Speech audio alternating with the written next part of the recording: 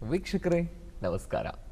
ಚಂದನ ವಾಹಿನಿಯ ಎಲ್ಲ ಚಂದದ ಮನಸ್ಸಿನ ವೀಕ್ಷಕರಿಗೆ ಶುಭೋದಯ ಕರ್ನಾಟಕ 2ನೇ ಆವೃತ್ತಿ ಕಾರ್ಯಕ್ರಮಕ್ಕೆ ಆತ್ಮೀಯವಾದ ಸ್ವಾಗತ. ವೀಕ್ಷಕರೇ, ಆತ್ಮತೃಪ್ತಿ ಬಹುಶಃ ಈ ಪದ ಎಲ್ಲರೂ ಕೇಳಿರ್ತೀವಿ. ನಾವು ಏನೇ ಕೆಲಸ ಮಾಡಿದ್ರೂ ಕೂಡ ಆತ್ಮತೃಪ್ತಿ ಆಗಬೇಕು, ಆಗ ಆ ಕೆಲಸ ಪರಿಪೂರ್ಣತೆ ಆಗಿದೆ ಅಂತ ನಾವೇ ಭಾವಿಸ್ತೀವಿ ಅಲ್ವಾ? ಹೀಗೆ ಒಂದು ಮಾತು ನಾನು ಕೇಳ್ಪಟ್ಟಿದ್ದೆ. ಏನು ಅಂತಂದ್ರೆ, ಒಬ್ಬ ಚಿತ್ರಗಾರ ತನ್ನ ಕಲಾಕೃತಿಯನ್ನ ಸಂಪೂರ್ಣವಾಗಿ ಬಿಡಿಸಿದಾದ ಮೇಲೆ, ಒಂದು ಚಿತ್ರಕಲೆಯನ್ನು ಸಂಪೂರ್ಣವಾಗಿ ಬಿಡಿಸಿದಾದ ಮೇಲೆ ಮೊದಲು ಆತನಿಗೆ ಆತ್ಮತೃಪ್ತಿ ಆಗ್ಬೇಕಂತೆ. ಆತನಿಗೆ ಆತ್ಮತೃಪ್ತಿ ಆದ್ರೆ ನಾಳೆ ನೋಡುಗರೆಲ್ಲರಿಗೂ ಕೂಡ ಅದು ಖಂಡಿತ ಹಿಡಿಸುತ್ತೆ ಅನ್ನುವಂಥ ಒಂದು ಭರವಸೆ ಅದು. ಹಾಗಾದ್ರೆ ಆತ್ಮತೃಪ್ತಿ ಹೇಗಾಗ್ಬೇಕು? ಅದು ನಾವು ಸುಮ್ಮನೆ ಕೊಂಚ ತಗೊಂಡು ಏನು ಬಿಡಿಸಿದ್ರು ಕೂಡ ಆತ್ಮತೃಪ್ತಿ ಆಗ್ಬಿಡುತ್ತಾ? ಅಲ್ಲ. ಅದಕ್ಕೆ ಆ ಕಲಾವಿದ ಅಂತ ಅನ್ಸ್ಕೊಂಡಿರ್ತಾನಲ್ವಾ ಚಿತ್ರಗಾರ, ಆತ ತನ್ನ ಕುಂಚವನ್ನ ಮೊದಲನೇದಾಗಿ ಬಣ್ಣದಲ್ಲಿ ಅದ್ದೋದಲ್ಲ, ಆತ್ಮದಲ್ಲಿ ಅದ್ದಬೇಕಂತೆ. ಆತ್ಮ ಪರಿಶುದ್ಧತೆ. ಹಾಗಾಗಿನೇ ಆತ್ಮದಲ್ಲಿ ತನ್ನ ಕುಂಚವನ್ನ ಅದ್ದಿ ನಂತರ ಚಿತ್ರವನ್ನು ಬಿಡಿಸೋದಕ್ಕೆ ಆರಂಭ ಮಾಡಿದ್ರೆ ಖಂಡಿತವಾಗ್ಲೂ ಆ ಕಲಾಕೃತಿ ಆತ್ಮತೃಪ್ತಿಯನ್ನು ಪಡ್ಕೊಳ್ಳುತ್ತೆ ಅನ್ನುವಂಥ ಮಾತನ್ನು ನಾವು ಕೇಳ್ಪಟ್ಟಿದ್ದು. ಬಹುಶಃ ಅದು ಎಷ್ಟು ನಿಜ ಅಂತ ಅನ್ಸುತ್ತೆ. ಯಾಕೆಂದ್ರೆ ಇವತ್ತು ಎಷ್ಟೋ ಮ್ಯೂಸಿಯಂಗಳಿಗೆ ಹೋಗ್ತೀವಿ, ಅರಮನೆಗಳಲ್ಲಿ ನಾವು ಕಲಾಕೃತಿಗಳನ್ನು ನೋಡ್ತೀವಿ. ನೂರಾರು ವರ್ಷಗಳಾದರೂ ಕೂಡ ಇವತ್ತಿಗೂ ಕೂಡ ಸಾಕಷ್ಟು ವಿಚಾರಗಳನ್ನು ಸಾರಿ ಸಾರಿ ಹೇಳ್ತಾ ಇವೆ ಕಲಾಕೃತಿಗಳಂತಂದ್ರೆ, ನೈಜತೆಯನ್ನು ತೋರಿಸ್ತಾ ಇವೆ ಅಂತಂದ್ರೆ ಬಹುಶಃ ಕಲಾವಿದ ತನ್ನ ಕುಂಚವನ್ನ ಆತ್ಮದಲ್ಲಿ ಅದ್ದಿ ಆರಂಭ ಮಾಡಿದ್ದ ಅಂತ ಅನ್ಸುತ್ತೆ. ಇವತ್ತಿನ ನಮ್ಮ ಕಾರ್ಯಕ್ರಮದ ಅತಿಥಿಗಳು ಕೂಡ ಬಾಲ್ಯದಲ್ಲಿ ಒಬ್ಬ ಚಿತ್ರಗಾರನಾಗಬೇಕು, ಅದೇ ಬದುಕನ್ನ ಮಾಡ್ಕೋಬೇಕು ಅನ್ನುವಂಥ ಒಂದು ಹಂಬಲವನ್ನು ಹೊಂದಿದ್ರು ಕೂಡ ಕಾರಣಾಂತರಗಳಿಂದ ಸ್ವಲ್ಪ ದೂರ ಸರಿದ್ರು. ಆದ್ರೆ ಬಣ್ಣ ಯಾವತ್ತೂ ಬಿಡೋದಿಲ್ಲ. ಒಂದ್ಸರಿ ನಮ್ಮ ಹತ್ರಕ್ಕೆ ಆ ಒಂದು ಸೆಳೆತವನ್ನ ಅದು ತನ್ನದಾಗಿಸ್ಕೊಂಡ್ರೆ ನಂತರ ತಮ್ಮ ಜೀವನದ ಹಲವಾರು ತಿರುವುಗಳಲ್ಲಿ ತಮ್ಮನ್ನು ತಾವು ತೊಡಗಿಸ್ಕೊಂಡು ಇವತ್ತು ಚಿತ್ರಕಲೆಯನ್ನೇ ತಮ್ಮ ಬದುಕಾಗಿಸ್ಕೊಂಡಿದ್ದಾರೆ. ಜೊತೆಗೆ ಸಾಹಿತ್ಯಿಕವಾಗಿಯೂ ತಮ್ಮನ್ನು ತಾವು ತೊಡಗಿಸ್ಕೊಂಡಿದ್ದಾರೆ. ಒಬ್ಬ ವಿಮರ್ಶಕರು ಅಂತ ಕರೆಸ್ಕೊಂಡಿದ್ದಾರೆ, ಅದ್ಭುತ ಅನುವಾದಕರಂತ ಕರೆಸ್ಕೊಂಡಿದ್ದಾರೆ. ಬನ್ನಿ ಕಾರ್ಯಕ್ರಮಕ್ಕೆ ಸ್ವಾಗತಿಸೋಣ ಚಿತ್ರಕಲಾವಿದರು ಹಾಗೂ ಸಾಹಿತಿಗಳಾದಂತಹ ಶ್ರೀಯುತ ಜಬೀಲಾ ಎಂ ಅಸದ್ ಅವರು. ಸರ್ ನಮಸ್ಕಾರ, ತಮಗೆ ಕಾರ್ಯಕ್ರಮಕ್ಕೆ ಆತ್ಮೀಯವಾದ ಸ್ವಾಗತ. ಸರ್, ತುಂಬ ಸಂತೋಷ ತಾವು ಕಾರ್ಯಕ್ರಮದಲ್ಲಿ ಭಾಗವಹಿಸ್ತಾ ಇದ್ದೀರಿ. ಸಾಕಷ್ಟು ಚಿತ್ರಕಲೆಯ ವಿಚಾರಗಳು ಬಹುಶಃ ನಾವು ಹೇಳ್ತೀವಲ್ಲ, ನಮ್ಮ ಊಹೆಗೂ ಆಚೆಗೆ ಏನೆಲ್ಲ ಇದೆಯೋ ಅದೆಲ್ಲವನ್ನು ಕೂಡ ಒಬ್ಬ ಕಲಾವಿದ ಸೆರೆ ಹಿಡಿದು ನಮ್ಮ ಕಣ್ಮುಂದೆ ತರ್ತಾನೆ ಅಂತ ನಾವು ಮಾತು ಕೇಳ್ತಾ ಬರ್ತೀವಿ. ಅಥವಾ ನಾವು ನೋಡಿದ್ದಲ್ಲ, ನೋಡೋದು ಸಾಕಷ್ಟಿದೆ ಅನ್ನುವಂಥ ಮಾತನ್ನು ಕೂಡ ಮುಂದೆ ತಂದಿಡುವಂಥ ಒಂದು ಶಕ್ತಿ ಚಿತ್ರಕಲಾವಿದನಿಗಿದ್ದೇ ಇರುತ್ತೆ. ಮಾತಾಡ್ತೀನಿ ಸರ್, ಎಲ್ಲವನ್ನು ಕೂಡ ಒಂದೊಳ್ಳೆ ಮಾತಿಂದ ಆರಂಭ ಮಾಡೋಣ ಕಾರ್ಯಕ್ರಮನ. ವೀಕ್ಷಕರೇ, ಒಂದೊಳ್ಳೆ ಮಾತು ಇದೀಗ ನಿಮಗಾಗಿ. ಇದಾಗಿದೆ ಚಾಣಕ್ಯ ಅವರ ಮಾತು. ಒಳ್ಳೆಯದನ್ನ ಮಾಡಿದ್ರೆ ಸಾಲದು, ಅದನ್ನ ಒಳ್ಳೆಯ ರೀತಿಯಲ್ಲಿ ಮಾಡಬೇಕು. ಎಷ್ಟು ಸುಲಭವಾಗಿದೆ. ನಾವು ಒಳ್ಳೆ ಕೆಲಸ ಮಾಡ್ತೀವಿ ಸರಿ, ಆದ್ರೆ ಒಳ್ಳೆ ರೀತಿಯಲ್ಲಿ ಮಾಡಬೇಕು ಅನ್ನುವಂಥ ಮಾತನ್ನ ತುಂಬಾ ಒತ್ತಿ ನಾವು ಅರ್ಥ ಮಾಡ್ಕೋಬೇಕಾಗತ್ತೆ.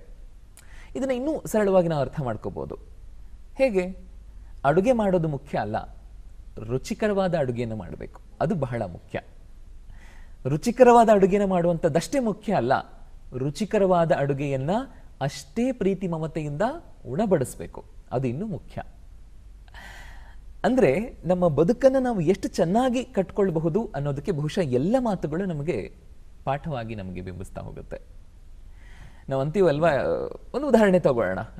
ಮಳೆ ಈಗ ಶುರುವಾಗಿದೆ, ಸ್ವಲ್ಪ ಚಳಿ ಇರುತ್ತೆ. ನಾನು ರಾತ್ರಿ ಭಿಕ್ಷುಕರಿರ್ತಾರೆ, ನಿರ್ಗತಿಕರಿರ್ತಾರೆ, ಅವ್ರಿಗೆಲ್ಲ ನಾವು ಒಂದಷ್ಟು ಬ್ಲಾಂಕೆಟ್ಸ್ಗಳನ್ನ ಕೊಟ್ಬಿಡ್ತೀವಿ, ಅಥವಾ ಹಸಿದವರಿಗೆ ಊಟ ಕೊಟ್ಬಿಡ್ತೀವಿ. ಒಳ್ಳೆ ಕೆಲಸನೇ ಇಲ್ಲ ಅಂತಲ್ಲ, ಕೊಡ್ತೀವಿ ಅಂತೇಳಿ ಹೋಗಿ ನಾವು ಫೋಟೋಸ್ಗಳಿಗೆ ಮಾತ್ರ ಸೀಮಿತ ಆಗಿಬಿಟ್ರೆ ಅದು ಬರೀ ಒಳ್ಳೆ ಕೆಲಸ ಅಷ್ಟೇ ಆಗಿರುತ್ತೆ. ಅದ್ಯಾವುದನ್ನೂ ಲೆಕ್ಕಿಸದೆ ಒಂದು ಮಾನವೀಯತೆ ದೃಷ್ಟಿಯಲ್ಲಿ ಕೊಟ್ಟು ಯಾವುದೇ ಒಂದು ಪ್ರಚಾರವನ್ನ ನಾವು ಲೆಕ್ಕಿಸದೆ ನಮ್ಮ ಕೆಲಸವನ್ನು ನಾವು ಮಾಡ್ತೀವಿ ಅಲ್ವಾ, ಮಾನವೀಯತೆಯನ್ನು ಮೆರಿತೀವಿ ಅಲ್ವಾ, ಅದು ಒಳ್ಳೆಯ ರೀತಿಯ ಕೆಲಸ ಆಗುತ್ತೆ. ಆ ಒಳ್ಳೆಯ ರೀತಿಯ ಕೆಲಸಗಳು ಆಗಬೇಕು. ಯಾವಾಗ ಒಳ್ಳೆಯ ರೀತಿ ಅನ್ನುವಂಥದ್ದು ನಮ್ಮ ಮನಸ್ಸಲ್ಲಿರುತ್ತೋ ಒಳ್ಳೆ ಕೆಲಸಗಳು ಪರಿಪೂರ್ಣತೆಯನ್ನು ಪಡ್ಕೊಳ್ಳುತ್ತೆ, ಬೇರೆಯವ್ರಿಗೆ ಮಾದರಿಯೂ ಆಗುತ್ತೆ, ಸ್ಫೂರ್ತಿಯೂ ಆಗುತ್ತೆ. ಬನ್ನಿ ಮಾತನ್ನ ಆರಂಭ ಮಾಡೋಣ. ಸರ್ ಹೇಳಿ, ಒಬ್ಬ ಚಿತ್ರಗಾರನಾಗಿ ಇವತ್ತು ತಮ್ಮ ಬದುಕನ್ನು ಕಟ್ಕೊಂಡಿದ್ದೀರಿ, ಜೊತೆಗೆ ಸಾಹಿತಿಗಳಾಗಿ ಗುರುತಿಸ್ಕೊಂಡಿದ್ದೀರಿ. ಆದರೆ ನಿಮ್ಮ ಬಾಲ್ಯದಲ್ಲಿ ನೀವು ಅನ್ಕೊಂಡಿದ್ದನ್ನೇ ಬೇರೆ. ಓದ್ನಲ್ಲಿ ತುಂಬಾ ಚುರುಕಿದ್ದಂಥವ್ರು, ಚಿತ್ರಕಲೆನ ಅದನ್ನೇ ಮಾಡ್ಬೇಕು ಅನ್ಕೊಂಡಂಥವ್ರು. ಆದರೆ ಅಪ್ಪನಿಗೊಂದು ಆಸೆ ಇತ್ತು, ನನ್ನ ಮಗ ಟೀಚರ್ ಆಗಬೇಕು, ತುಂಬ ಚೆನ್ನಾಗಿ ಓದ್ತಾ ಇದ್ದಾನೆ ಅಂತ. ಬಟ್ ಇದೆಲ್ಲವನ್ನು ಹೊರತುಪಡಿಸಿ ನೋಡಿದಾಗ ಈಗ ನಿಮ್ಮ ಬದುಕು ಹೇಗಿದೆ ನಿಮ್ಮ ಪ್ರಕಾರ? ಮೊದಲನೇದಾಗಿ ಹೇಳೋದಾದರೆ, ಗೋಪಾಲಕೃಷ್ಣ ಅಡಿಗರು ಒಂದು ಮಾತು ಹೇಳ್ತಾರೆ, ಕಲೆ ಎಲ್ಲರನ್ನು ಕೈ ಬಿಸಿ ಕರೆಯುತ್ತದೆ, ಆದರೆ ಕೆಲವರನ್ನು ಮಾತ್ರ ಆಯ್ಕೆ ಮಾಡಿಕೊಳ್ಳುತ್ತದೆ. ಹಾಗೆ ಕಲೆ ಆಯ್ಕೆ ಮಾಡಿಕೊಳ್ಳಲು ನಾನು ಒಬ್ಬನು ಅಂಥೇಳಿ ನಾನು ಭಾವಿಸ್ಕೊಂಡಿದ್ದೀನಿ. ಹುಟ್ಟಿನಿಂದನೇ ಒಂದು ಕಲೆಯ ನಂಟು. ನನಗೆ ಗೊತ್ತಿಲ್ಲ, ನಮ್ಮ ಮನೆಯಲ್ಲಿ ಯಾರೂ ಚಿತ್ರ ಬರೆಯೋರು ಯಾರೂ ಇದ್ದಿಲ್ಲ, ಮತ್ತು ನನ್ನ ಸುತ್ತಮುತ್ತಲೂ ಸಹ ಆ ಥರವಾದಂಥ ಯಾಕೆ ನನ್ನ ಆಕರ್ಷಣೆಗೆ ಒಳಗಾದೆ ಅಂಥೇಳಿ ನನಗೆ ಇಂದಿಗೂ ಅದೊಂದು ಯಕ್ಷ ಪ್ರಶ್ನೆಯಾಗಿ ಉಳಿತಿದೆ. ಆದರೆ ಏನನ್ನು ನಾನು ನೋಡುವಾಗ, ಒಂದು ಮರವನ್ನು ನೋಡುವಾಗ, ನಮ್ಮೂರಲ್ಲಿರುವಂಥ ಬೆಟ್ಟ ರಾಶಿಗಳು ನೋಡುವಾಗ, ಅದೊಂದು ಚಿತ್ರದ ರೀತಿಯಲ್ಲಿ ನನಗೆ ಕಾಡುವಂಥದ್ದು. ಅದನ್ನ ನಾನು ನನ್ನ ಮನಸ್ಸಲ್ಲಿ ಆ ಚಿತ್ರಗಳು ಇಳಿದಾಗ ಅದಕ್ಕೊಂದು ರೇಖೆಯ ರೂಪಗಳನ್ನ ಕೊಡುವಂಥದ್ದು, ಬಣ್ಣದ ರೂಪಗಳು ಕೊಡಬೇಕು ಅಂಥೇಳಿ ಆ ಒಳಗಿಂದ ಆ ಒಂದು ಭಾವ ಒಂದು ಮೊಳಿತಿತ್ತು ಪ್ರತಿ ಸರಿ. ಹಾಗಾಗಿ ನಾನು ಚಿತ್ರಗಳು ಬರೀಲಿಕ್ಕೆ ಪ್ರಾರಂಭ ಮಾಡಿದೆ. ನಂತರ ಹಾಗೆ ಬರಿತಾ ಬರಿತಾ ನನಗೆ ತೋಚಿದ ಹಾಗೆ ಓದಿನಲ್ಲಿ ಜಾಣನಿದ್ದೆ, ಓದ್ತಿದ್ದೆ. ಆದರೆ ಅದ್ರ ಜೊತೆಗೆ ಚಿತ್ರ ನನಗೆ ಏನಾಗ್ತಿತ್ತು ಅಂತೇಳಿ ಒಂದು ಮಾನಸಿಕ ಸಂತೋಷವನ್ನು ಕೊಡ್ತಿತ್ತು. ಬೇರೆಯವ್ರಿಗೆ ಸಿಗದಂಥ ಒಂದು ಖುಷಿ ನಾನು ಒಳಗೆ ಅನುಭವಿಸ್ತಿದ್ದೆ ಆ ಚಿತ್ರಗಳನ್ನು ರಚಿಸುವಾಗ. ಹೌದು, ಅದನ್ನು ಹೇಳ್ಕೊಳ್ಳಿಕ್ಕಾಗಲ್ಲ. ಈಗ ನೀವು ಆಗಲೇ ಅಡುಗೆ ಬಗ್ಗೆ ಹೇಳಿದ್ರಿ. ನೀವು ಒಳ್ಳೆಯ ಒಬ್ಬ ಅಡುಗೆಗಾರ ಅಂದರೆ ನೀವು ಅದನ್ನ ಮಾಡಬೇಕಾದ್ರೆ ಅನುಭವಿಸುವಂತಹ ಇದಿದೆಯಲ್ಲ, ಅದು ತಿನ್ನುವಾಗ ಆ ರುಚಿಯನ್ನು ಆಸ್ವಾದಿಸೋರ ಮುಖದಲ್ಲಿ ಆ ನಗು ಇದೆ, ಆ ಸಂತೋಷ, ಆ ತೃಪ್ತಿ ಭಾವ ಇದೆಯಲ್ಲ, ಅದು ಅಂತಲ್ಲ ಅಂಥ ರೀತಿಯ ಅಂತ ಇರುವಂಥದ್ದು. ಅದು ನಾವು ಯಾರಿಗೂ ದಾಟಿಸ್ಲಿಕ್ಕೂ ಆಗಲ್ಲ. ಸ್ವತಃ ಅದೊಂದು ಏನು ಅದು ಆಂತರಿಕವಾಗಿರುವಂಥ ಒಂದು ಪಯಣ ಅಂತಲೇ ಹೇಳ್ಬೋದು. ನಿಜ ನಿಜ ನಿಜ ಸರ್. ಸರ್, ಹೇಗೆ ಈ ಎಲ್ಲ ಕನಸುಗಳನ್ನು ಹೊತ್ತು ಬಹುಶಃ ಸಾಮಾನ್ಯವಾಗಿ ಚಿಕ್ಕ ಮಕ್ಕಳಿದ್ದಾಗ ನಮ್ಮೆಲ್ರಿಗೂ ಆಸೆ ಇರುತ್ತೆ, ಬಣ್ಣಗಳ ಒಂದು ಆಕರ್ಷಣೆನೇ ಹಾಗೆ ಮಕ್ಕಳನ್ನು ಸೆಳೆಯುವಂಥದ್ದು. ಬಟ್ ನಾವೆಲ್ಲ ಅಷ್ಟಕ್ಕೆ ನಿಲ್ಲಿಸಿ ಬೇರೆ ಬೇರೆ ದಾರಿಗಳನ್ನು ನೋಡ್ಕೊಂಡು ಬಿಟ್ಟಂಥವ್ರು. ಆದರೆ ನಿಮ್ಮ ಬದುಕು ಅಲ್ಲಿಂದ ಆರಂಭ ಆಯಿತು. ನಂತರ ವಿದ್ಯಾಭ್ಯಾಸ ಮುಂದುವರಿಸ್ತಾ ಅನಿವಾರ್ಯವಾಗಿ ಚಿತ್ರಕಲೆಯನ್ನು ಬಿಡಲೇಬೇಕಾದಂಥ ಸಂದರ್ಭ. ಮನಸ್ಸಿನಲ್ಲಿ ಆಗ್ತಿದ್ದಂತಹ ಒತ್ತಡ ಹೇಗಿತ್ತದು ಬಿಡಬೇಕು? ಏನಾಗುತ್ತಂದ್ರೆ, ನಾವು ಚಿಕ್ಕವರು ಇರಬೇಕಾಗ ನಾವೆಲ್ಲರೂ ಚಿತ್ರ ಬರೆದಿರ್ತೀವಿ. ಮನೆಯ ಸೂರ್ಯ, ಮತ್ತೊಂದು ಮರ, ಹಕ್ಕಿ ಎಲ್ಲರೂ ಬರೆದಿರ್ತೀವಿ. ಆದರೆ ನಮ್ಮಲ್ಲಿ ಕುತೂಹಲ ಮತ್ತು ಆಸಕ್ತಿಗಳು ಕಳೀತಾ ಹೋದಂಗೆಲ್ಲ ನಾವು ಚಿತ್ರಗಳನ್ನ ಬರೆಯೋದನ್ನ ಬಿಡ್ತಾ ಹೋಗ್ತೀವಿ. ನನ್ನಲ್ಲಿ ಈಗಲೂ ಯಾಕೆ ನಾನು ಚಿತ್ರ ಬರೀತೀನಿ, ನನ್ನಲ್ಲಿ ಕುತೂಹಲ ಮತ್ತು ಆಸಕ್ತಿಗಳು ಇದ್ದಾವೆ. ಹಾಗೆ ಅದನ್ನ ಉಳಿಸ್ಕೊಂಡ್ಬಂದಿದ್ದೀನಿ. ಮತ್ತು ಅದೊಂದು ಮುಗ್ಧತೆ ಕೂಡ ಉಳಿಯುತ್ತೆ ಅದ್ರ ಜೊತೆಗೆ. ಈ ನಿಟ್ಟಿನಲ್ಲಿ ನೀವು ಯಾವುದೇ ಒಂದು ಕ್ಷೇತ್ರವನ್ನು ತಗೊಳ್ಳಿ, ಈಗ ಸಂಗೀತ ಇರ್ಬೋದು, ಸಾಹಿತ್ಯ ಮತ್ತು ಕಲೆ, ಅವರಲ್ಲಿ ಒಂದು ಮಗುವಿನ ಮುಗ್ಧತೆಯನ್ನು ಒಳಗೊಂಡಿರ್ತಾರೆ ಅವರು. ಆ ಥರ ಹಾಗಿದ್ದಾಗ ಮಾತ್ರ ಅವರು ಬೇರೆಯವ್ರಿಗಿಂತ ಭಿನ್ನವಾಗಿ ಆಲೋಚನೆ ಮಾಡಲಿಕ್ಕೆ, ಇಲ್ಲ ಬೇರೆ ಏನನ್ನು ಮಾಡಲಿಕ್ಕೆ ಸಾಧ್ಯವಾಗುವಂಥದ್ದು. ಹೀಗೆ ನಂಗೆ ಚಿತ್ರನೇ ಬರೀಬೇಕು, ಅದರಲ್ಲೇ ಏನಾದ್ರು ಸಾಧಿಸಬೇಕಂತ ಮೊದಲಿಂದ ಒಂದು, ಯಾಕಂದರೆ ಅದು ಆಗಲೇ ನನ್ನೊಳಗೆ ಬೆರೆತು ಹೋಗ್ಬಿಟ್ಟಿತ್ತು ಚಿತ್ರಕಲೆ ಅನ್ನೋದು. ನಮ್ಮ ಮನೆಯಲ್ಲಿ ಇಂಗಿತ ವ್ಯಕ್ತಪಡಿಸಿದೆ. ಒಂದಷ್ಟು ಆಗಲೇ ಚಿಕ್ಕ ವಯಸ್ಸಿನಲ್ಲೇ ಒಂದಷ್ಟು ಬಹುಮಾನ ಎಲ್ಲ ಬಂದಿದ್ದು ಚಿತ್ರಕಲೆಗೆ. ಅದು ನನಗೆ ಒಂದು ರೀತಿಯಲ್ಲಿ ಮುಂದೆ ನಾನು ಏನಾದ್ರು ಈ ಕ್ಷೇತ್ರದಲ್ಲಿ ಮಾಡ್ಬೋದು ಅನಿಸಿತ್ತು. ಆದರೆ SLCಯಲ್ಲಿ ಫೇಲ್ ಆದೆ ನಾನು. ಫೇಲ್ ಆದಮೇಲೆ ನನಗದು ಹೇಗೆ ತೆರೆದ ಬಾಗಿಲಾಯಿತು. ನಾನು ವರವಾಗುತ್ತೆ ಅಂದ್ಕೊಂಡೆ ನಾನು ಫೇಲ್ ಆಗಿದ್ದು, ಯಾಕಂತೇಳಿದ್ರು ಫೈನ್ ಆರ್ಟ್ಸ್ ಹೋಗಲಿಕ್ಕೆ ನಮ್ಗೆ ಒಳ್ಳೆಯ ಅವಕಾಶ ಅಂಥೇಳಿ. ಆದರೆ ಹಾಗಾಗಲಿಲ್ಲ. ಎಲ್ಲರೂ ನಿರಾಶರಾದರು ನಮ್ಮ ಕುಟುಂಬದಿಂದ, ಮತ್ತು ಬೇರೆಯವರೆಲ್ಲ ನನಗೆ ಆಪ್ತರಾಗಿರೋರಂಥ ಎಲ್ಲರೂ ಚೆನ್ನಾಗಿ ಗೊತ್ತಿದ್ದ ಫೇಲ್ ಆದ ಅಂಥೇಳಿ. ಆದರೆ ನನಗೆ ಅದ್ರ ಬಗ್ಗೆ ಯಾವುದೇ ಒಂದು ಇದಿರ್ತಿಲ್ಲ. ನಾನು ತಪ್ಪು ಮಾಡಿದೆ ಅಂತನೂ, ಫೇಲ್ ಆಗಬಾರ್ದಾಗಿತ್ತು ಅಂತನೂ. ಆಮೇಲೆ ಕಟ್ಕೊಂಡು ಪಾಸ್ ಮಾಡಿದೆ. ಮತ್ತು ಹಾಗಾಗಿ ಈಗ ನನ್ನ ಮೇಲೆ ಭರವಸೆ ಇಟ್ಕೊಂಡಿರೋ ನನ್ನ ತಂದೆ ತಾಯಿಗೆ ನಾನು ಕೊಡಬಾರ್ದು ಅನ್ನೋ ಕಾರಣಕ್ಕೆ ನಾನು ಮತ್ತೆ ಓದಿನಲ್ಲೇ ತೊಡಗಿಸಿದೆ. ಆಗ PUC ಆ 2 ವರ್ಷಗಳು ಏನಿದ್ದಾವೆ, ಚಿತ್ರಗಳು ಬರೆದಿದ್ದು ತುಂಬ ಕಡಿಮೆ, ತುಂಬ ಅಪರೂಪ ಅಂತಲೇ ಹೇಳ್ಬೋದು. ಸಂಪೂರ್ಣವಾಗಿ ಓದಿನಲ್ಲೇ ತೊಡಗಿಸ್ಕೊಂಡೆ. ಫಸ್ಟ್ ಕ್ಲಾಸ್ ಬಂದೆ, ಕಾಲೇಜಲ್ಲಿ ಒಳ್ಳೆಯ ಹೆಸರಿತ್ತು. ಆನಂತರ ಹೀಗೆ ಬಟ್ ಅರ್ಥ ಆಗುತ್ತೆ ನನಗೆ. ಅಂದರೆ ಮನಸ್ಸಲ್ಲಿ ನಮ್ಮದೇ ಆದಂತಹ ಸಾಕಷ್ಟು ಆಸೆಗಳು, ಅದರ ಜೊತೆಗೆ ಭಾವನೆಗಳು, ಅದರ ಜೊತೆಗೆ ಬದುಕು ಅನ್ನುವಂಥದ್ದನ್ನು ಕಟ್ಕೊಂಡಾಗ ಅಥವಾ ಕಾಣಬೇಕು ಅಂತ ಅಂದ್ಕೊಂಡಾಗ ಯಾವುದೋ ಒಂದು ಒತ್ತಡಕ್ಕೆ ಅದೆಲ್ಲ ಕಟ್ಟಿ ಒಂದು ಮೂಲೆಯಲ್ಲಿ ಇಡಬೇಕು ಅಂದರೆ ತುಂಬ ಕಷ್ಟ ಇರುತ್ತೆ. ಬಟ್ ನೀವು ಹೇಳ್ತಿದ್ರಿ ನನಗೆ ಉತ್ಸಾಹ, ಆಸಕ್ತಿ ಯಾವಾಗಲೂ ಹಾಗೆ ಇದೆ, ಈಗಲೂ ಹಾಗೆ ಇದೆ ಅಂತ. ಬಹುಶಃ ಆ ಒಂದು ಸಮಯದಲ್ಲಿ ನೋಡ್ಕೊಂಡಾಗ ಇನ್ನೂ ಹೆಚ್ಚಿರುತ್ತೆ ಅಂತ ನಾನು ಭಾವಿಸ್ತೇನೆ. ಅವುಗಳನ್ನೆಲ್ಲ ಹೇಗೆ ಹಿಡಿದಿಡ್ತಾ ಇದ್ರಿ? ಎಷ್ಟು ಕಷ್ಟ ಆಗ್ತಿತ್ತು ಅದನ್ನೆಲ್ಲ ಹಿಡಿದಿಡೋದಕ್ಕೆ? ಈಗ ಒಂದು ಸಂದರ್ಭ ಇರುತ್ತೆ, ನಾನು ಚಿತ್ರ ಬರೀಬೇಕು ಅನಿಸುತ್ತೆ, ಆ ತೊಳಲಾಟ ಇರುತ್ತೆ. ಆಗ ಬರೆದಾಗಲೇ ಆ ತೊಳಲಾಟ ಅನ್ನೋದು ಕಡಿಮೆ ಆಗುವಂಥದ್ದು. ಆದರೆ ಕೆಲವೊಮ್ಮೆ ಎಂಥ ಪರಿಸ್ಥಿತಿ, ಸಂದಿಗ್ಧ ಪರಿಸ್ಥಿತಿಗಳು ಅಂತ ಹೇಳಿದರೆ ಅದನ್ನ ನಾವು ಮಾಡ್ಬೇಕು ಅಂದ್ಕೊಂಡು ನಾವು ಮಾಡಲಿಕ್ಕಾಗಲ್ಲ. ಹೀಗಾಗಿ ಅದು ಓದಿನ ವಿಚಾರ ಇರ್ಬೋದು, ಮತ್ತು ಕೆಲಸಗಳು ನಾನು ಬೇರೆ ಬೇರೆ ಕೆಲಸಗಳು ಮಾಡುವಾಗ ಅದಕ್ಕೆಲ್ಲ ಅವಕಾಶಗಳು ಸಿಗ್ತಾನೆ ಇರಲಿಲ್ಲ. ಯಾಕಂದರೆ ಸಂಪೂರ್ಣವಾಗಿ ಅವುಗಳಲ್ಲೇ ತೊಡಗಿಸ್ಕೋಬೇಕಾಗ್ತಿತ್ತು. ಆದಷ್ಟು ಬಿಡುವಿನ ಸಮಯದಲ್ಲಿ ಅದಕ್ಕೊಂದು ಮನಸ್ಥಿತಿ ಇರುತ್ತೆ, ಪ್ರತ್ಯೇಕವಾದಂಥ ಮನಸ್ಥಿತಿ ಚಿತ್ರ ಬರೀಲಿಕ್ಕೆ. ಎಲ್ಲ ಸಮಯದಲ್ಲಿ ನಾನು ಕೂತ್ಕೊಂಡು ಈಗ ಬರೀತೀನಿ, ಚಿತ್ರ ಬರೀತೀನಿ ಅಂದರೆ ಅದು ಸಾಧ್ಯವಾಗಲ್ಲ. ಹಾಗಾಗಿ ಆ ಮನಸ್ಥಿತಿಯಲ್ಲಿದ್ದಾಗ ನಾವು ಮತ್ತೆ ಬೇರೆ ಏನೋ ಕೆಲಸದಲ್ಲಿ ತೊಡಗಿಸ್ಕೊಂಡಾಗ ಅದಕ್ಕೆ 100% ಕೊಡಲಿಕ್ಕಾಗಲ್ಲ. ನಿಜ, ಖಂಡಿತ. ಇದು ಒಂದು ರೀತಿ ಆಗುತ್ತೆ ಸರ್. ಅಲ್ಲಿಗೆ ನಿಮ್ಮ ಚಿತ್ರಕಲೆ ಅನ್ನುವಂಥ ಒಂದು ಪಯಣ ಸದ್ಯ ಒಂದು ಸ್ಟಾಪ್ ತಗೊಳ್ಳತ್ತೆ ಅಷ್ಟೇ. ನೀವು ನಿಮ್ಮ ಬದುಕು ಹೇಳಿದ್ರಿ ಅಲ್ವಾ, ಒತ್ತಡದ ಜೀವನ ಈ ರೀತಿ ಕಡೆಗೆ ನೀವು ನಿಮ್ಮ ಪದವಿ ಮಾಡುವಾಗ ಕೊನೆ ವರ್ಷದಲ್ಲಿ ಅದನ್ನು ಅಲ್ಲಿಗೆ ನಿಲ್ಲಿಸ್ತೀರಿ. ನಂತರ ನೀವು ಅರೆವೈದ್ಯಕೀಯ ಶಿಕ್ಷಣವನ್ನು ಮುಂದುವರಿಸ್ತೀರಿ. ಅಂದರೆ ಇಲ್ಲಿ ಏನೋ ಮಾಡಬೇಕು ಅಂತ ಅಂದ್ಕೊಂಡವರು ಅದನ್ನು ಬಿಟ್ಟು ಮತ್ತೊಂದೇನೋ ಮಾಡ್ತೀರಿ ಓದಬೇಕು ಅಂತ, ಮತ್ತು ಅದನ್ನು ಬಿಟ್ಟು ವೈದ್ಯಕೀಯ ಕ್ಷೇತ್ರ. ಇದು ಪರಿಪೂರ್ಣತೆ ಆಗಿಲ್ಲ ಇನ್ನು, ಬಟ್ ಒಂದಷ್ಟು ಕನ್ಫ್ಯೂಷನ್ಸ್ ಇದ್ದೇ ಇರುತ್ತೆ. ಇವಾಗ ನಮಗೊಂದು ಕಾನ್ಫಿಡೆನ್ಸ್ ಇರುತ್ತೆ ನಾವು ಓದಿದ್ದು ಮಾಡ್ತಾ ಇದ್ದೀವಿ ಅಂತ, ಬಟ್ ಆ ಸಮಯದಲ್ಲಿ ತುಂಬ ಕಷ್ಟ. ಅದು ಅರೆ ವೈದ್ಯಕೀಯ ಶಿಕ್ಷಣವನ್ನು ಮಾಡ್ತೀರಿ ಹೇಳಿ ಸರ್, ಅದನ್ನು ಆಯ್ಕೆ ಮಾಡ್ಕೊಂಡಿದ್ದು ಯಾಕೆ? ಅದು ಹೇಗಿತ್ತು ಆ ದಿನಗಳಲ್ಲಿ? PUC ಆದ ನಂತರ ನಾನು PUC ಆದ ನಂತರ ಕೂಡ ನಾನು ಫೈನ್ ಆರ್ಟ್ಸ್ ಮಾಡ್ಬೇಕನ್ನುವ ವಿಚಾರ ನನ್ನ ತಲೆಯಲ್ಲಿ ಇತ್ತು. ನೋಡೋಣ ಈಗ ಪಾಸ್ ಆದರೆ ನಾವು ಹೋಗ್ಬೋದೇನೋ ಅಂಥೇಳಿ. ಒಳ್ಳೆಯ ಅಂಕಗಳು ಬಂದಿದ್ದರಿಂದ ನಮ್ಮ ತಂದೆ ತಾಯಿಗೆ ನಾನು ಶಿಕ್ಷಕನಾಗಬೇಕು. ಯಾಕಂದರೆ ಮೂಲತಃ ನಮ್ಮೂರಲ್ಲಿ ಮನೆಗೊಂದರಂತೆ ಶಿಕ್ಷಕರಿದ್ದಾರೆ.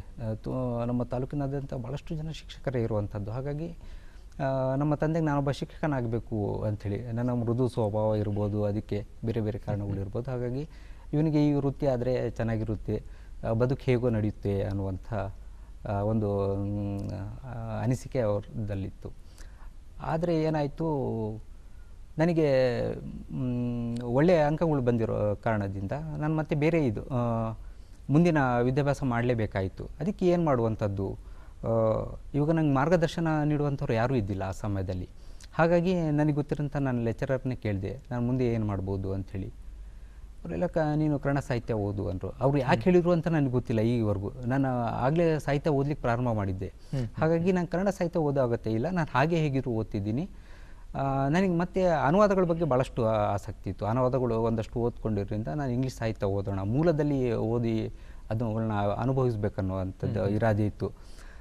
ಪದವಿ ಪಡಿಬೇಕು ಈ ಥರದಂಥ ಯಾವುದೇ ಇರಾದೆಗಳು ಇದ್ದಿಲ್ಲ ನನಗೆ ಇಂಗ್ಲೀಷ್ ಸಾಹಿತ್ಯ ಓದಬೇಕಂತಿತ್ತು. ಅದಕ್ಕಾಗಿ ನಾನು ಸರ್ಕಾರದಲ್ಲಿ ಜಾಯಿನ್ ಮಾಡಿದೆ, ಓದಿದ ನಂತರ ಓದ್ತಾ ಆಮೇಲೆ ಮುಂದೆ ಏನು ಮಾಡಬೇಕು, ಈಗ MA PhD ಇವೇ ಯಾವ ಮಾಡಿದ್ರೆ ನನಗೆ ಆಸಕ್ತಿ ಇಲ್ಲ. ನಾನು ಇಲ್ಲಿ ಓದಲಿಕ್ಕೋಸ್ಕರ ಬಂದಿದ್ದೆ, ವಿಚಾರಗಳನ್ನ ತಿಳ್ಕೊಳ್ಳಿಕ್ಕೋಸ್ಕರ ಬಂದಿದ್ದೆ. ಯಾಕಂದರೆ ನನ್ನ ಆಸಕ್ತಿಗಳು ಭಾಳಷ್ಟು ಬೇರೆ ಬೇರೆ ವಿಚಾರಗಳೆಲ್ಲ ಇದ್ದವು. ಮತ್ತೇನಾದ್ರು ಬೇರೆದೇನಾದ್ರು ಮಾಡಬೇಕು ಅಂಥೇಳಿ.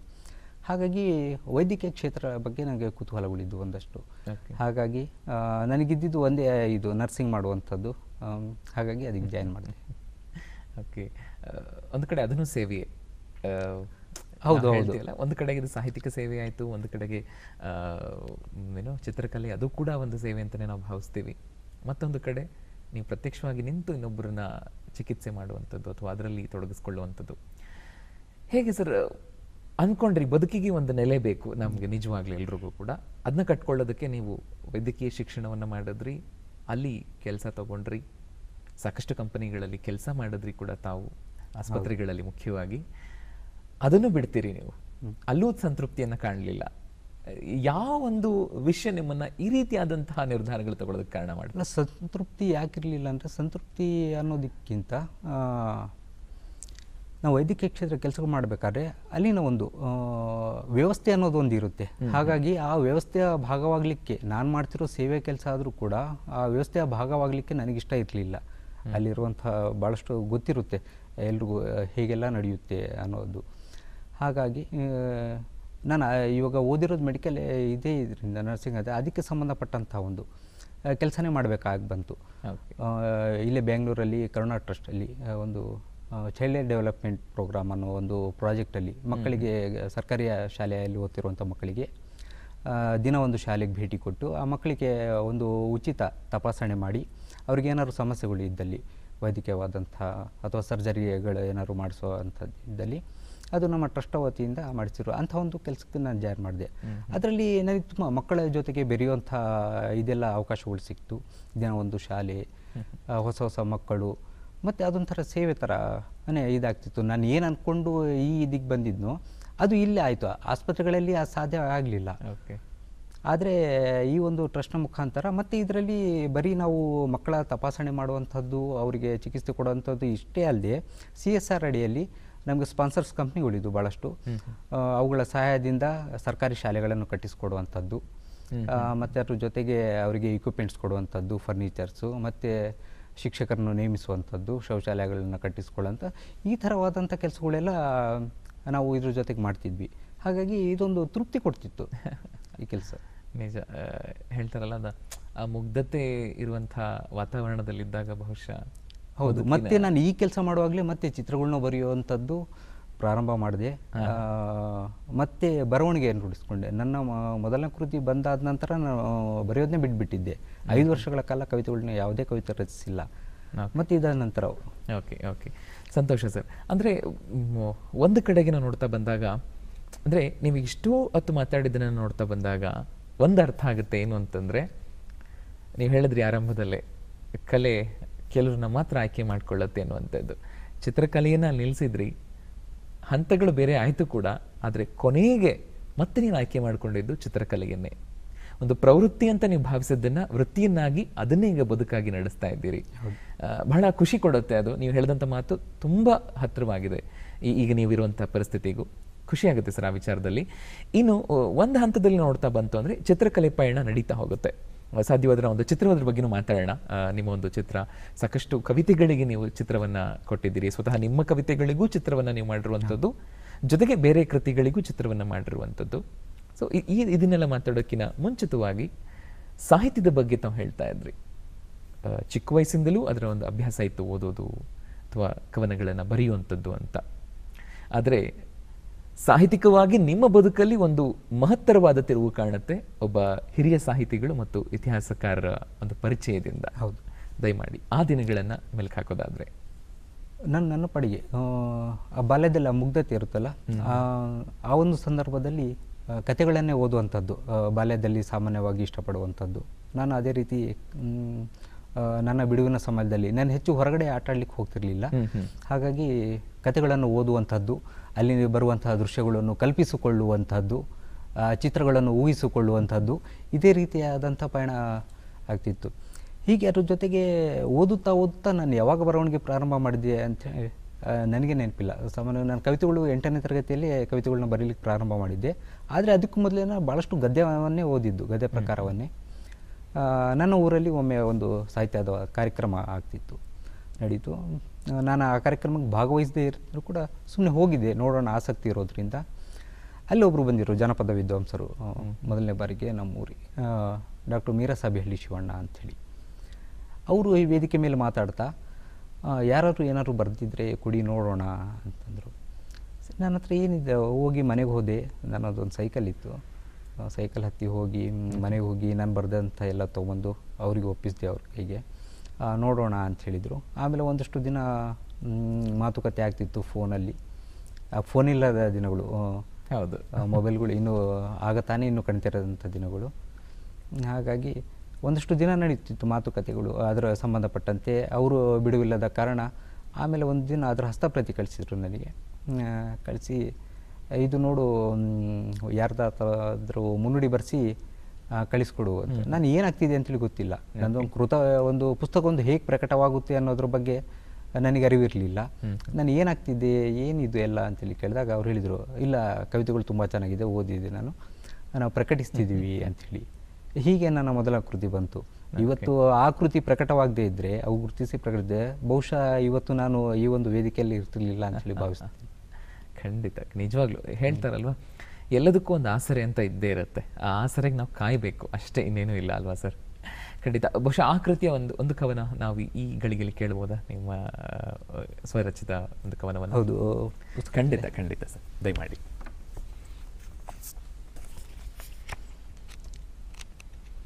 ಬಹುಶಃ ಅನ್ಸುತ್ತೆ, ನಾವು ಒಂದು ಕಡೆಗೆ ಚಿತ್ರವನ್ನು ಬರೆಯುವಾಗಲೂ ಕೂಡ ನಿಮ್ಮ ಒಂದು ಆಲೋಚನಾ ಶಕ್ತಿಯು ಕೂಡ ಅಷ್ಟೇ ವಿಶಾಲವಾಗಿ ವಿಸ್ತಾರವಾಗಿರಬೇಕಾಗುತ್ತೆ. ಜೊತೆಗೆ ಸಾಹಿತ್ಯಿಕವಾಗಿಯೂ ಒಂದಷ್ಟು ಅಕ್ಷರಗಳನ್ನು ನಾವು ಇದು ಪೇಪರ್ ಮೇಲೆ ಇಳಿಸುವಾಗಲೂ ಅದೇ ಇರಬೇಕು ಅಂತ ಅನ್ಕೋತೀನಿ. 2004ರಲ್ಲಿ ಬರೆದಂಥ ಕವಿತೆ ಮೇಘವರ್ಷ ಅಂಥೇಳಿ. ಇದು ದೀಪಾವಳಿ ಪ್ರಜಾವಾಣಿಯ ದೀಪಾವಳಿ ವಿಶೇಷಾಂಕ ಸಂಚಿಕೆಗೆ ಮೆಚ್ಚುಗೆ ಬಹುಮಾನ ಕೂಡ ಪಡೆದಿತ್ತು. ಓಕೆ. ಆಗ ಒಂದು 300 ರೂಪಾಯಿ ಅಮೌಂಟ್ ಕೂಡ ಚೆಕ್ ಕೂಡ ಬಂದಿತ್ತು. ಆ ಸಮಯದಲ್ಲಿ ನನಗೆ ಒಂದು ಅಕೌಂಟ್ ಕೂಡ ಇದ್ದಿಲ್ಲ. ಆ ಸಂದರ್ಭದಲ್ಲಿ ಮೇಘವರ್ಷ. ಶ್ವೇತ ಕಂಗಳಲ್ಲಿ ಕಡಲಡಗಿ ಹನಿಗೂಡಿ ರೆಪ್ಪೆ ದಂಡೆಯಲ್ಲಿ ಸಾಗಿ, ಶ್ವೇತ ಕಂಗಳಲ್ಲಿ ಕಡಲಡಗಿ ಹನಿಗೂಡಿ ರೆಪ್ಪೆ ದಂಡೆಯಲ್ಲಿ ಸಾಗಿ, ಎಲ್ಲೆ ಮೀರಿ ಕೆನ್ನೆ ಗೀರಿ ರವಿದುಟಿಗೆ ಮುತ್ತಿಕ್ಕಿ ಮಧು ಹೀರಿ, ಕೆಳಗುರ್ಲಿ ನೆಲಸೇರಿ ಆವಿಲಿ ಮುಗಿಲ ಮೇಲೇರಿ, ಮೋಡ ಕಟ್ಟಿ ಮಳೆಯಾಗಿ ಧೋಗುಟ್ಟಿ ಸುರಿತಿರೆ ಮೇಘವರ್ಷ. ಹಸಿರು ಕಪ್ಪಾದ ಹೊತ್ತಲಿ ತಿಂಗಳ ಬೆಳ್ಳಿ ತಿಳಿ ಬೆಳೆದಿಂಗಳಲಿ, ತಾರೆ ತಂಗಾಳಿಗೊಳಗೂಡಿ ಇಳಿದಿರೇ ಅವಳು ನನ್ನೆದೆಯ ಮನದಂಗಳೆದಿ, ಅನುಭವಕ್ಕೆ ಮಲ್ಲಿಗೆ ಸ್ಪರ್ಶ, ಅನುಭವಕ್ಕೆ ಮಲ್ಲಿಗೆ ಸ್ಪರ್ಶ. ಅತಿಶಯದ ಮಾತಲ್ಲ, ಅತಿಶಯದ ಮಾತಲ್ಲ, ಸತ್ಯ ಮೀರ ಮಿಂಚೋ ಮುಂಜಾನೆಯ ಮಂಜನೆಯಲ್ಲಿ ಬರೆದಿದೆ ಅವಳು ನಕ್ಕ ನಗೆಗೆ ಭಾಷ್ಯ. ಇದು ನನ್ನ ಪ್ರಾರಂಭದ ದಿನಗಳಲ್ಲಿ ಬರೆದಂಥ ಕವಿತೆ. ದೀಪಾವಳಿಯ ಮೆಚ್ಚುಗೆ ಪಡೆದಂಥದ್ದು ಆ ದಿನಗಳಲ್ಲಿ ಇದೇ ಕವಿತೆ. ತುಂಬ ಖುಷಿ. ಆ ನಂತರ ನಾನು ಯಾವುದೇ ಮತ್ತೆ ಕಳಿಸ್ಲಿಕ್ಕೆ ಹೋಗಿರಲಿಲ್ಲ. ಓಕೆ. ಇಲ್ಲ, ತುಂಬ ಚೆನ್ನಾಗಿದೆ. ನಾವು ಅಂದರೆ ನನಗೆ ನೆನಪಾಗ್ತದೆ ಅಂತಂದರೆ, ನಾವು ಓದುವಾಗ ನೀರು ಹೇಗೆ ಒಂದು ಸೈಕಲ್ ಆಗುತ್ತೆ ಅಂತ.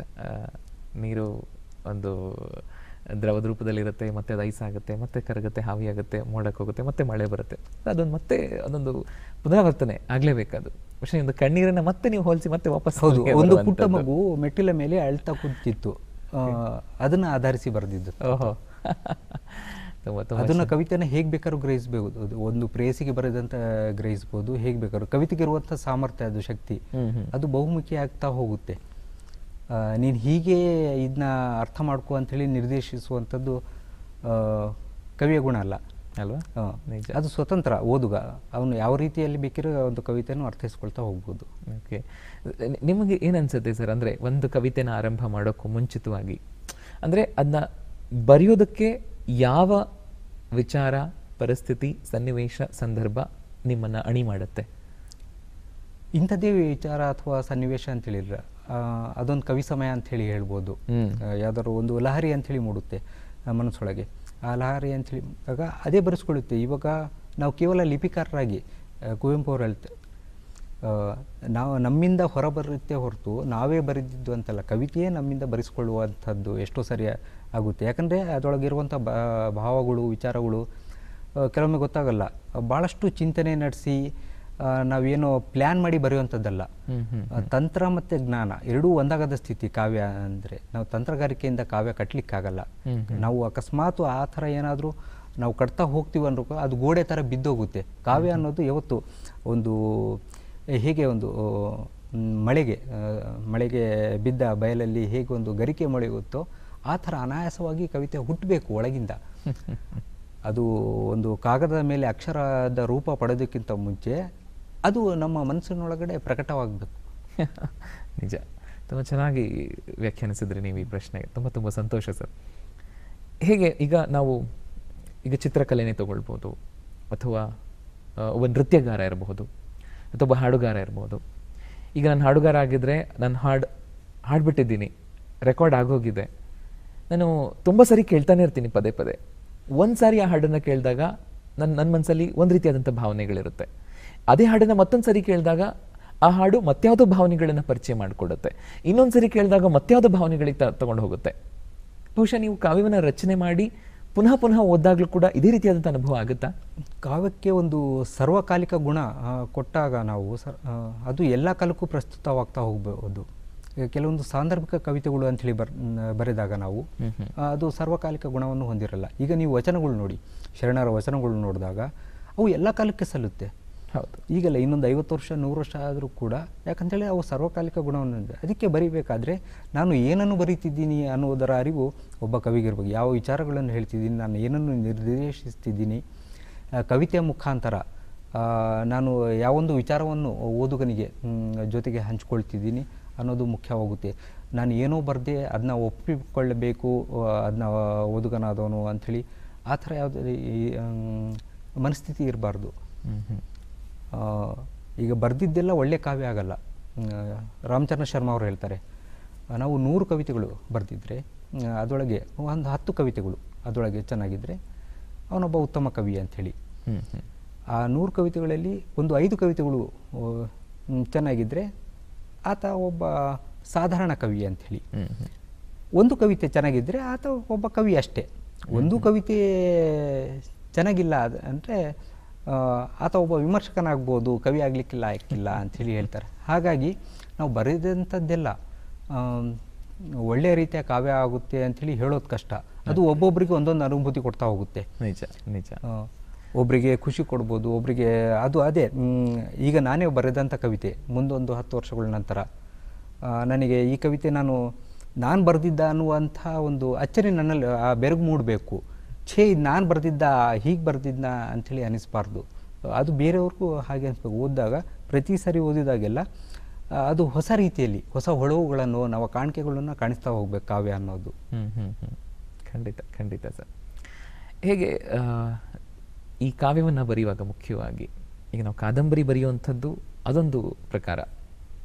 ಈ ಕಾವ್ಯ ಕವಿತೆಗಳನ್ನು ಬರೆಯುವಾಗ ನಾನು ಮೊನ್ನೆ ಒಂದು ಸಂದರ್ಶನ ಮಾಡುವಾಗ ಹೇಳ್ತಾ ಇದ್ರು ಒಬ್ಬ ಅತಿಥಿಗಳು, ಜಿಪುಣತನ ಮಾಡಬೇಕು ನಾವು ಕವಿತೆ ಮಾಡುವಾಗ.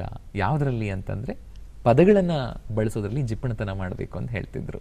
ಅಂದರೆ ಅಷ್ಟು ವಿಚಾರಗಳನ್ನು ನಾವು ಸಾಲಾಗಿ ಹೇಳೋಕ್ಕಾಗೋದಿಲ್ಲ, ಅಷ್ಟು ವಿಚಾರಗಳನ್ನು ಅಷ್ಟೇ ಯಥಾವತ್ತಾಗಿ ಹೇಳುವಂಥ ಒಂದು ಪದವನ್ನು ವಾಕ್ಯವನ್ನು ನಾವಿಲ್ಲಿ ಬಳಸಬೇಕಾಗತ್ತೆ ಅಂತ. ಕಾವ್ಯ ಅಂದ್ರೇ ಸಂಕ್ಷಿಪ್ತ. ಹೌದು. ಕಾವ್ಯ ಮೀಮಾಂಸೆಯಲ್ಲಿ ಹೇಳಲಾಗ್ತದೆ, ಕಾವ್ಯದಲ್ಲಿ ಒಂದು ಅಕ್ಷರ ಕಡಿಮೆ ಮಾಡಿದರೂ ಕೂಡ ಅದು ಕಾವ್ಯಕ್ಕೆ ನಾವು ಸಲ್ಲುವಂಥ ನ್ಯಾಯ ಅಂಥೇಳಿ ಹೇಳಲಾಗುತ್ತೆ.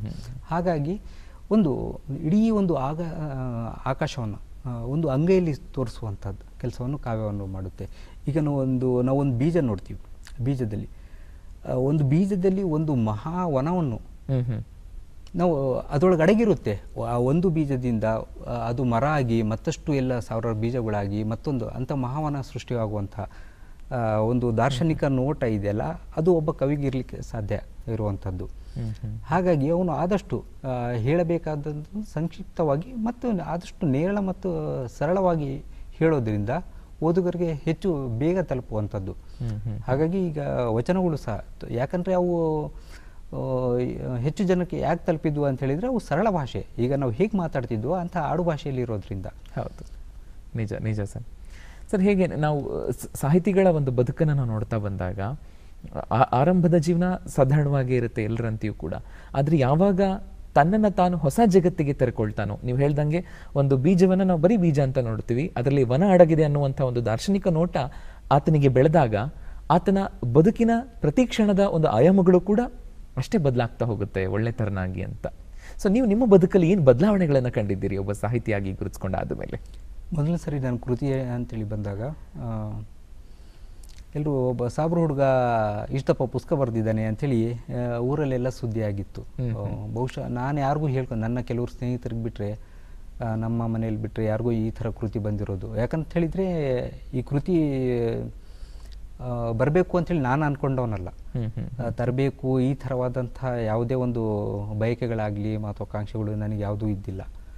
ಅದು ಅನಾಯಾಸವಾಗಿ ಹಾಗೆ ಬಂದಂಥ ಕೃತಿ. ಆದ್ದರಿಂದ ನನಗೆ ಅದರಿಂದ ಜನಗಳು ನನ್ನನ್ನು ನೋಡುವಂಥ ನೋಟ ಬದಲಾಯಿತು. ಅದು ನನಗಿಷ್ಟ ಆಗಲಿಲ್ಲ. ನನಗೆ ಮೊದಲೇ ಇರುವಂಥ ಏನು ಅಭಿಪ್ರಾಯ ಏನಿತ್ತು ಅದು ಬದಲಾಗಿತ್ತು ಅವರಿಗೆ. ಇವು ಕೃತಿಯೆಲ್ಲ ಬರೀತಾನೆ ಈ ಥರವಾಗಿರುವಂಥದ್ದೆಲ್ಲ. ಹೀಗೆ ನಾವು ಏನೋ ಮಾಡೋದರಿಂದ ಅದರ ಆಧರಿಸಿ ನಮ್ಮ ವ್ಯಕ್ತಿತ್ವವನ್ನು ಗುರುತಿಸೋದಿದೆಯಲ್ಲ, ಅದು ಸರಿಯಲ್ಲ ಅನ್ನೋದು ನನಗೆ ಆ ಸಮಯಕ್ಕೆ ಹಾಗೆ ಅನಿಸಿತ್ತು. ಅದಕ್ಕೆ ನಾನು ಅವಾಗ ಮತ್ತೆ ಬರಿಬೇಕನ್ಸಿಲ್ಲ. ಸುಮಾರು 5 ವರ್ಷಗಳ ಕಾಲ ನಾನು ಕವಿತೆಗಳು ಬರದೇ ಇಲ್ಲ. ಆಮೇಲೆ ಅದು ಬಿಟ್ಟಿದ್ದು ಒಳ್ಳೆಯದಾಯಿತು. ಬತ್ತುವಿಕೆ ಬೇಕು ಕವಿಗೆ. ನಾನು ಆ ಮೊದಲು ಬರೆದಂಥ ಏನು ಕವಿತೆಗಳಿದ್ವು ಆ ಭಾವಗಳು ಅವನ್ನೆಲ್ಲ ಕಳ್ಕೊತ ಎಲ್ಲ ಬತ್ತು. ಮತ್ತೆ ಹೊಸ ರೀತಿಯ ಕಾವ್ಯ ನನ್ನಲ್ಲಿ ಮೂಡಲಿಕ್ಕೆ ಶುರುವಾಯಿತು ಆ 5 ವರ್ಷಗಳು ಕಳೆದ ನಂತರ ಅಂಥೇಳಿ. ಓಕೆ. ಬಟ್ ವೈಯಕ್ತಿಕ ಬದುಕಲ್ಲಿ ಒಂದು ಒಳ್ಳೆಯ ಬದಲಾವಣೆಗಳಂತೂ ಆಗಿರುತ್ತೆ. ಹೌದು, ಖಂಡಿತ ಆಗಿದೆ. ನಮ್ಮ ನೋಡುವಂಥ ದೃಷ್ಟಿಕೋನ ಬದಲಾಗಿದೆ. ಸಮಾಜದಿಂದ ಗೌರವ ಮತ್ತು ಅದಕ್ಕಿಂತ ಹೆಚ್ಚಾಗಿ ಹೊಸ ವಿಚಾರಗಳು ತಿಳ್ಕೊಳ್ಳಿಕ್ಕೆ, ಹೊಸ ಜನರನ್ನು ಭೇಟಿ ಮಾಡಲಿಕ್ಕೆ ಎಲ್ಲ ಅವಕಾಶಗಳು ಸಿಕ್ಕಿದೆ. ಹೊಸ ಅನುಭವಗಳು. ಯಾಕಂದರೆ ಕಡಿಮೆ ಅವಧಿಯಲ್ಲಿ ಹೆಚ್ಚು ಅನುಭವಗಳು. ಯಾಕಂದರೆ ನಮ್ಮ ಬದುಕು ತುಂಬ ಕಡಿಮೆ ಅವಧಿಯ ಬದುಕಿರುವಂಥದ್ದು. ಎಲ್ಲವನ್ನೂ ನಾವು ಅನುಭವದ ಮುಖಾಂತರನೇ ಪಡ್ಕೊಳ್ತೀವಿ ಅಂತ ಹೇಳಿದರೆ ಸಾಧ್ಯವಾಗಲ್ಲ. ಎಷ್ಟೇ ಇದ್ರೂ ಸಾಲದು. ಹಾಗಾಗಿ ಪಾಠದ ಮುಖ್ಯನೂ ನಾವು ಪಡ್ಕೋಬೇಕು ಅಲ್ವಾ ಸರ್? ನಿಜ. ಹೇಗೆ ಒಂದು ಕವಿತೆಗಳನ್ನು ಬರೆಯುವಂಥದ್ದು ಒಬ್ಬ ಈ ಥರನಾದಂಥ ಒಂದು ಸಾಹಿತ್ಯಿಕ ಕೃಷಿ ನಿಮ್ಮದಾಗಿತ್ತು. ಬಟ್ ಇದರ ಜೊತೆಗೆ ಒಬ್ಬ ಅದ್ಭುತ ವಿಮರ್ಶಕರು ಅಂತ ಕರೆಸ್ಕೊಂಡ್ರಿ. ಬಹುಶಃ ವಿಮರ್ಶಕರು ಆಗಬೇಕಂತಂದರೆ ಬರೀ ಜ್ಞಾನ ಇದ್ದರೆ ಸಾಲದು, ಸ್ವಲ್ಪ ಧೈರ್ಯನೂ ಇರಬೇಕು ಅಂತ ಅಂದ್ಕೊಳ್ತೀನಿ ನಾನು. ವಿಮರ್ಶೆ ಅಂಥೇಳಿ ನಾನು ಮೊದಲಿಗೆ ಕವಿತೆಗಳಿಗೆ ಚಿತ್ರಗಳು ರಚಿಸಬೇಕಾದಾಗ ಆ ಕೃತಿಕಾರರು ನಿಮ್ಮ ಅಭಿಪ್ರಾಯ ಒಂದು ನೀವು ಓದಿದ್ದೀರಾ ಅವುಗಳ ಅನುಗುಣವಾಗಿ ಚಿತ್ರಗಳನ್ನು ರಚಿಸಿದ್ದೀರಾ, ಹಾಗಾಗಿ ಅವುಗಳ ಬಗ್ಗೆ ನಿಮಗೆ ಒಂದು ಅಭಿಪ್ರಾಯ ಮೂಡಿರುತ್ತೆ, ಅಭಿಪ್ರಾಯ ಬರ್ಕೊಡಿ ಅಂಥೇಳಿ ಕೇಳೋರು. ನಾನು ಓದುವಾಗ ಏನಿಸ್ತದೆ, ನಾನು ಒಬ್ಬ ಸ್ವತಃ ಕವಿಯಾಗಿ ಕೆಲವೊಮ್ಮೆ ಎಲ್ಲರ ಕಾವ್ಯದಲ್ಲಿ ಮಿತಿಗಳು ಇರ್ತವೆ, ನನ್ನ ಕಾವ್ಯದಲ್ಲೂ ಮಿತಿ ಇರುತ್ತೆ, ಯಾವುದೇ ಇದಿರುವ ಮಿತಿಗಳು ಇರ್ತವೆ. ಅದನ್ನ ಕಾಣಿಸ್ಕೊಡುವಂಥದ್ದು ಒಬ್ಬ ಓದುಗನಾಗಿ, ಮುಖ್ಯವಾಗಿ ನಾನು ಓದುಗನಾಗಿ ಅಂತಲೇ ಹೇಳ್ತೀನಿ, ವಿಮರ್ಶಕನಾಗಿ ಅನ್ನೋದಕ್ಕಿಂತ ನಾನು ಎಲ್ಲ ಕೃತಿಯನ್ನು ಒಬ್ಬ ಸಾಮಾನ್ಯ ಓದುಗನಾಗಿಯೇ ಓದ್ತೀನಿ. ಇವಾಗ ನಾನು ವಿಮರ್ಶೆ ಮಾಡಿದ್ರು ಕೂಡ, ಯಾರೇ ಮಾಡಿದರೂ ಕೂಡ ಅದು ನಮ್ಮ ವೈಯಕ್ತಿಕ ನೆಲೆಯಲ್ಲಿ ನಾವು ಮಾಡುತ್ತಾ ಹೋಗುವಂಥದ್ದು. ಅದು ಕೇವಲ ನನ್ನ ಅಭಿಪ್ರಾಯ ಮಾತ್ರ ಆಗುತ್ತೆ, ಅದು ಸಾರ್ವತ್ರಿಕ ಆಗಲಾರ್ದು. ಆದರೆ ಇವಾಗ ಒಬ್ಬರ ದೃಷ್ಟಿಕೋನ ಮತ್ತೊಬ್ಬರಿಂದ ಭಿನ್ನವಾಗಿರೋದ್ರಿಂದ ಇವಾಗ ನಾನು ಕಂಡದ್ದು ನೀವು ಕಾಣಲಿಕ್ಕೆ ಸಾಧ್ಯ ಆಗಲ್ಲ ಒಂದು ಕೃತಿಯಲ್ಲಿ. ಹೀಗೆ ಒಬ್ಬೊಬ್ರು ಒಂದೊಂದು ಕಾಣ್ತಾ ಹೋಗ್ಬೋದು. ಆದರೆ ನಮಗೆ ಆಸಕ್ತಿ ಇದ್ದಾಗ ವಿಮರ್ಶೆಯಲ್ಲಿ, ಅದರ ಒಳನೋಟಗಳಲ್ಲಿ ಇದರಲ್ಲಿ ಏನು ಇರಬೇಕಾಗಿತ್ತು, ಏನು ಇರಬಾರ್ದಾಗಿತ್ತು, ಈ ಕೃತಿ ಮತ್ತಷ್ಟು ಮಹತ್ವ ಪಡ್ಕೋಬೋದಾಗಿತ್ತು ಅಂಥೇಳಿ ಅನ್ನಿಸ್ದಾಗಲೆಲ್ಲ ಅದರಲ್ಲಿ ಪ್ರಾಮಾಣಿಕವಾಗಿ ನಾವು ಹೇಳ್ತಾ ಹೋದಾಗ, ವಿಮರ್ಶೆ ಅಂತ ಹೇಳಿದರೆ ಅಭಿಪ್ರಾಯ ಹೊರತು ಮತ್ತೆ ಅದು ಕೂಡ ಮತ್ತೇನಲ್ಲ. ಆದರೆ ಕೆಲವೊಮ್ಮೆ ಏನಾಗುತ್ತೆ ಅಂತಂದರೆ, ನಾವು ನಿಷ್ಠುರವಾಗಿ ಹೇಳಿದಾಗ ನಮ್ಮ ವಿಚಾರಗಳನ್ನು, ಅದು ನಮ್ಮ ವೈಯಕ್ತಿಕ ನೆಲೆಯಲ್ಲಿ ಇದ್ದರೂ ಕೂಡ ಹೇಳಿದಾಗ ಕೆಲವರು ಸ್ವೀಕರಿಸುವ ಮನಸ್ಥಿತಿ ಇರಲ್ಲ ಅದಕ್ಕೆ. ಹಾಗಾಗಿ ಭಾಳಷ್ಟು ಜನರ ಸ್ನೇಹನೂ ಕಳ್ಕೊಂಡಿದ್ದೀನಿ, ದ್ವೇಷಕ್ಕೂ ಗುರಿಯಾಗಿದ್ದೀನಿ. ಅದಕ್ಕೆ ಬೇಸರ ಏನಿಲ್ಲ, ಯಾಕಂದರೆ ನನಗನ್ಸಿದ್ದ ಪ್ರಾಮಾಣಿಕವಾಗಿ ಹೇಳುವಂಥ ಪ್ರಯತ್ನವನ್ನು ನಾನು ಮಾಡಿದ್ದೀನಿ. ಯಾಕಂದರೆ ವಿಮರ್ಶೆ ಅನ್ನೋದು ಯಾವತ್ತಿಗೂ ವಸ್ತುನಿಷ್ಠವಾಗಿರಬೇಕು ಅನ್ನೋದು ನನ್ನ ಅಭಿಪ್ರಾಯ, ಅದು ವ್ಯಕ್ತಿನಿಷ್ಠವಾಗಿರಬಾರ್ದು. ಭಾಳಷ್ಟು ಸರಿ ಏನಾಗುತ್ತೆ, ನಾವು ಯಾವುದೋ ಆ ಕೃತಿಕಾರರು ಅವರು ನಮಗೆ ಗೊತ್ತು, ಪರಿಚಯ, ಅಥವಾ ಅವರು ದೊಡ್ಡವರು, ಮತ್ತಿನ್ನೊಂದು ಯಾವುದೋ ಕಾರಣಗಳಿಗಾಗಿ ಕೃತಿಯಲ್ಲಿ ಅಂಥ ಮಹತ್ವದ ವಿಚಾರಗಳಿಲ್ಲದೆ ಇದ್ದರೂ ಅವುಗಳನ್ನ ಒಂದು ಮಹತ್ವದ ಕೃತಿ ಅಂಥೇಳಿ ಹೇಳುವುದಿದೆಯಲ್ಲ, ಸುಳ್ಳುಗಳನ್ನು ಕಟ್ಟುವಂಥದ್ದು, ಈ ಥರವಾಗಿರುವಂಥದ್ದು. ಅಂದರೆ ಒಬ್ಬ ವಿಮರ್ಶಕ ಒಳ್ಳೆಯದನ್ನು ಒಳ್ಳೆಯದಂತ ಹೇಳಬೇಕು, ಮತ್ತು ಸರಿ ಇಲ್ಲದನ್ನ ಸರಿ ಇಲ್ಲ ಅಂಥೇಳಿ ಹೇಳ್ತಾ ಹೋಗಬೇಕು. ಅದು ಆತನ ಜವಾಬ್ದಾರಿ. ಮತ್ತು ಏನಾಗುತ್ತೆ ಅಂದರೆ, ಪ್ರಾಮಾಣಿಕವಾಗಿ ಹೇಳಿದಾಗ ಮತ್ತೆ ಬರಿಬೇಕಾದ್ರೆ, ಆ ಕೃತಿಕಾರ ಮತ್ತೆ ಬರಿಬೇಕಾದ್ರೆ ಅವುಗಳನ್ನು ತಿದ್ದುಕೊಳ್ಳಿಕ್ಕೆ ಅವಕಾಶಗಳು ಇರುತ್ತೆ. ಇವತ್ತಿಲ್ದಿದ್ರು ಮುಂದಿನ ದಿನಗಳಲ್ಲಿ ಆ ವಿಚಾರಗಳು ಗೊತ್ತಾಗುತ್ತೆ. ಇವಾಗ ನಮ್ಮ ಮಿತಿಗಳು ಇವತ್ತು ನಮಗೆ ಗೊತ್ತಾಗದೇ ಇರ್ಬೋದು, ಮುಂದಿನ ದಿನಗಳು ಅದು ಒಬ್ಬರಿಗಿಂತ ಒಬ್ಬರು ಹೇಳ್ತಾ ಹೋದಾಗ ಹೌದು ಇರಬಹುದು ಅನ್ನುವಂಥ ಇದಾಗುತ್ತೆ. ಅದಕ್ಕೆ ನಾವು ಕಾಲಾಯ ತಸ್ಮೈ ನಮಃ ಅಂತ ಹೇಳೋದು. ಸರ್, ಹೇಗೆ ಒಂದು ವಿಮರ್ಶೆ ಅಂತಂದರೆ ಬರೀ ಒಳ್ಳೆತನನಾಗೇ ಇರಬೇಕಾ, ಅಥವಾ ಒಳ್ಳೆಯದು ತಿದ್ದುಕೊಳ್ಬೇಕಾಗಿರುವಂಥದ್ದು, ಎರಡೂ ಇರಬೇಕಾ? ಪ್ರಾಮಾಣಿಕವಾಗಿರ್ಬೇಕಷ್ಟೇ. ಒಳ್ಳೆಯದು ಕೆಟ್ಟ ನಾ ಹೇಳಿದೆ ಅಲ್ಲ, ಈಗ ಅವರವರ ಕೃತಿಯಲ್ಲಿ, ಕ್ಷಮಿಸಿ ನಾನು ಮಧ್ಯೆ ಮಾತಾಡ್ತಾ ಇದ್ದೀನಿ. ನಮಗೆ ಅಂದರೆ ಈಗ ನಾವು ಬರೀ ಓದುಗ, ನಾನು ವಿಮರ್ಶೆ ಅಂತಂದರೆ ಅಲ್ಲಿ ಏನು ನ್ಯೂನ್ಯತೆಗಳಿದೆ ಅದು ಮಾತ್ರ ಇರುತ್ತೆ ಅನ್ನೋದು ಸಾಮಾನ್ಯವಾಗಿ ಅನ್ಕೊಂಡ್ಬಿಡ್ತೀವಿ ನಾವು ಕೆಲವರು, ಅಂದರೆ ಸಾಹಿತ್ಯಿಕವಾಗಿ ಪರಿಚಯ ಇಲ್ಲದೆ ಇರೋರು. ಸೊ ನಿಮ್ಮ ಪ್ರಕಾರ ಒಂದು ವಿಮರ್ಶೆ ಈಗ ನಾವು ಒಂದು ಕಡಲ್ ನೋಡ್ತೀವಿ, ಕಡಲ್ ನೋಡಿದಾಗ ನಮಗೆ ಆ ಅಲೆಗಳು ಅಷ್ಟೇ ಕಾಣುತ್ತೆ, ಆದರೆ ಅದ್ರ ಒಳಗಡೆ ಇರುವಂಥ ಒಂದು ಜಗತ್ತಿರುತ್ತೆ. ಅಲ್ಲೊಂದು ಆ ಜಗತ್ತಿನಲ್ಲಿ ಏನೆಲ್ಲ ನಡೆಯುತ್ತೆ, ಒಂದು ಮತ್ಸ್ಯಲೋಕ ಇರುತ್ತೆ, ಭಾಳಷ್ಟು ಜೀವಿಗಳಿರ್ತವೆ. ಅದೇ ರೀತಿ ಒಂದು ಮರ ನೋಡ್ತೀವಿ ಅಂದ್ಕೊಳ್ಳಿ, ಮರ ನೋಡಿದಾಗ ಅದರ ಇದು ಕಾಂಡ, ಎಲೆ, ಹೂವು, ಹಣ್ಣು, ಕಾಯಿಗಳು ಇಷ್ಟೇ ನೋಡ್ತೀವಿ. ಆದರೆ ವಿಮರ್ಶೆ ಅನ್ನೋದು ಅದರ ಬೇರುಗಳ ವೈಭವವನ್ನು ಕಾಣಿಸುವಂಥ ಕೆಲಸ ಮಾಡುತ್ತೆ.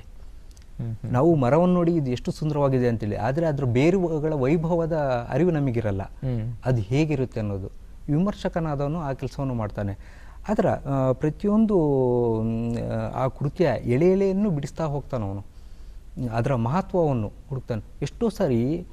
ಎಷ್ಟೋ ಕೃತಿಗಳು ಎಷ್ಟೆಲ್ಲ ಅಂಶಗಳನ್ನು ಮಹತ್ವವನ್ನು ಒಳಗೊಂಡಿರ್ತಾನೆ, ಬರೆದವನಿಗೂ ಗೊತ್ತಿರಲ್ಲ ಕೆಲವೊಮ್ಮೆ. ಅದು ವಿಮರ್ಶಕ ಹೇಳ್ತಾ ಹೋಗ್ತಾನೆ ಕೆಲವೊಮ್ಮೆ. ಅದು ಯಾವುದೋ ಒಂದು ಲಹರಿಯಲ್ಲಿ, ಯಾವುದೋ ಒಂದು ಭಾವದಲ್ಲಿ, ಯಾವುದೋ ಒಂದು ಸಮಯದಲ್ಲಿ ಬರಿತಾ ಹೋಗ್ತಾನೆ. ಅದೊಂದು ಕಾಯಕ ಅನ್ನೋ ರೀತಿಯಲ್ಲಿ. ಇದು ತಪ್ಪ, ಇದು ಸರಿನಾ ಅಂಥೇಳಿ ಅದ್ರ ಬಗ್ಗೆ ಚಿಂತನೆ ಮಾಡಲ್ಲ ಹೆಚ್ಚಾಗಿ. ಓಕೆ, ಸಂತೋಷ. ಇಲ್ಲ, ಬೇಕು ಅಂತ ಅನಿಸುತ್ತೆ ಸರ್. ಒಬ್ಬ ಸಾಹಿತಿಯಾಗಿ ನಾವು ಬರಿತಾ ಇದ್ದೀವಿ ಅಂತಂದರೆ ನಮ್ಮ ಒಂದು ದಾರಿಯನ್ನು ಕೂಡ ಸಾಣೆ ಹಿಡಿಯೋ ಕೆಲಸ ವಿಮರ್ಶಕರಿಂದ ಆಗ್ತಾ ಹೋಗುತ್ತೆ ಅಲ್ವಾ, ಅದು ಬೇಕೇ ಬೇಕಾಗುತ್ತೆ. ಸರ್, ಒಂದು ಚಿತ್ರ ಇದೆ, ನಿಮ್ಮದೇ ಒಂದು ಕವಿತೆಗೆ ನೀವೇ ಬರೆದಂಥ ಒಂದು ಚಿತ್ರ. ಅದು ಇದು ಬಹುಶಃ ಇದು ನನ್ನದೇ ಕೃತಿಗೆ ನಾನೇ ಬರ್ಕೊಂಡದ್ದು ಸೆಲ್ಫ್ ಪೋರ್ಟ್ರೈಟು. Okay okay.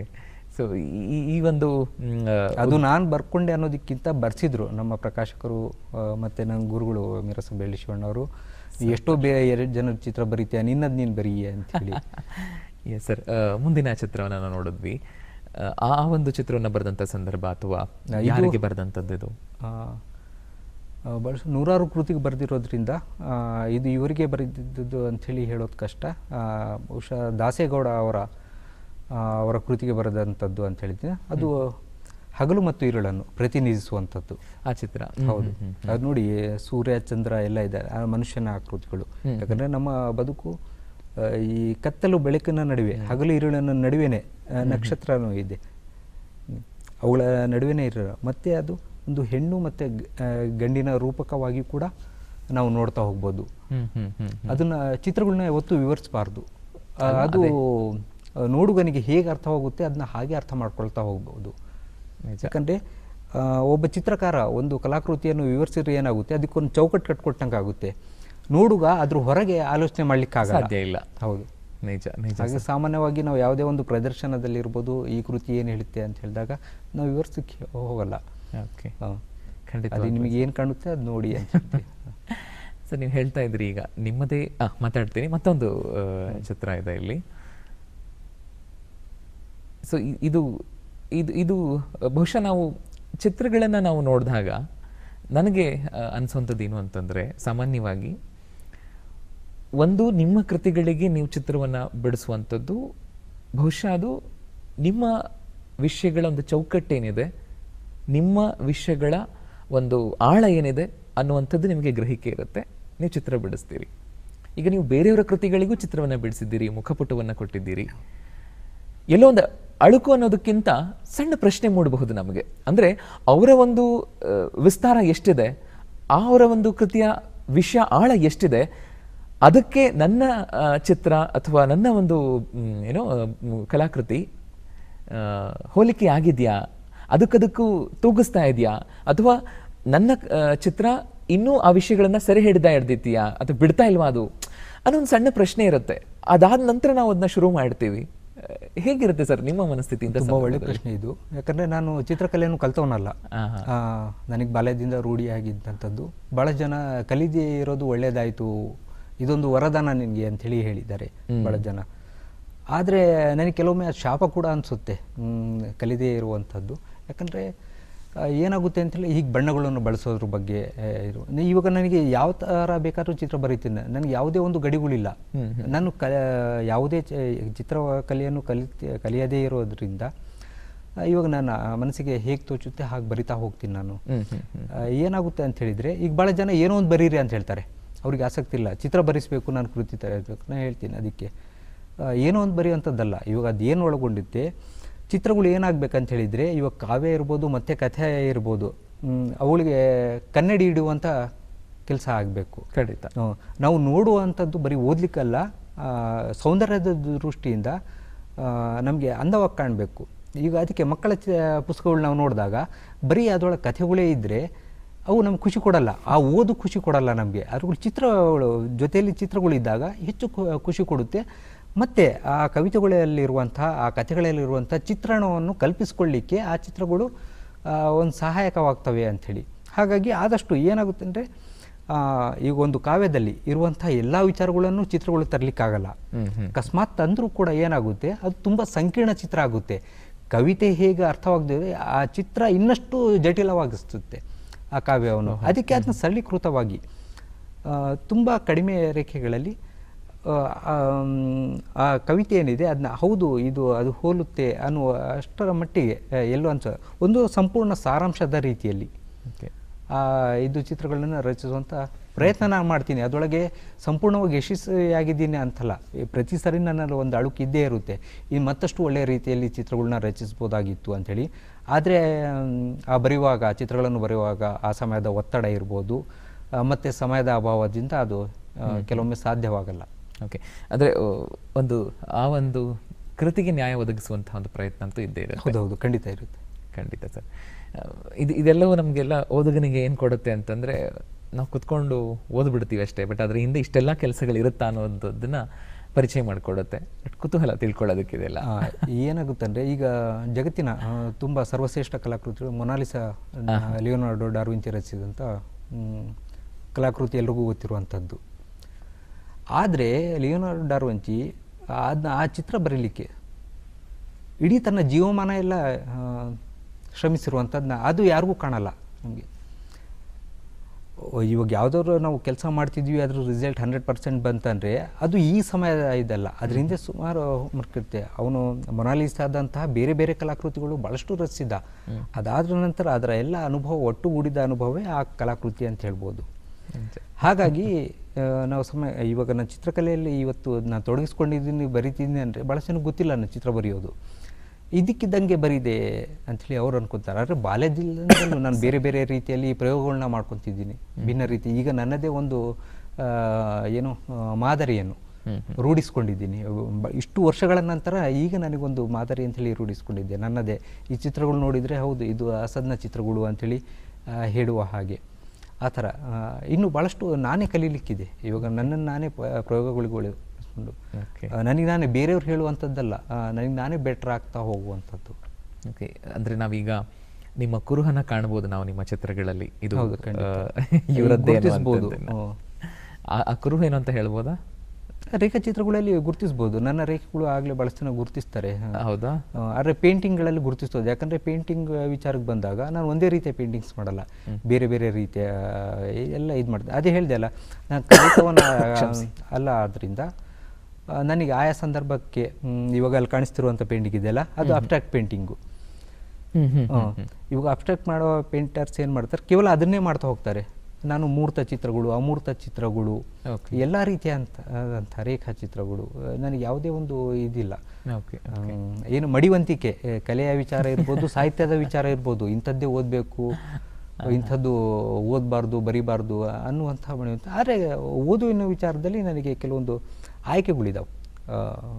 ನನಗೆ ತತ್ವಜ್ಞಾನಕ್ಕೆ ಸಂಬಂಧಪಟ್ಟಂತೆ, ಆಧ್ಯಾತ್ಮದ ವಿಚಾರಗಳಿಗೆ ಸಂಬಂಧಪಟ್ಟಂತೆ, ಮತ್ತು ಜೀವನ ದರ್ಶನಗಳಿಗೆ ಸಂಬಂಧಪಟ್ಟಂತೆ ಈ ಥರ ವಿಚಾರಗಳು ನಾನು ಹೆಚ್ಚು ಓದ್ತೀನಿ. ಮತ್ತು ಇತಿಹಾಸಕ್ಕೆ ಸಂಬಂಧಪಟ್ಟಂತೆ ಸಂಶೋಧನಾ ಕೃತಿಗಳು, ವಿಮರ್ಶಾ ಕೃತಿಗಳು.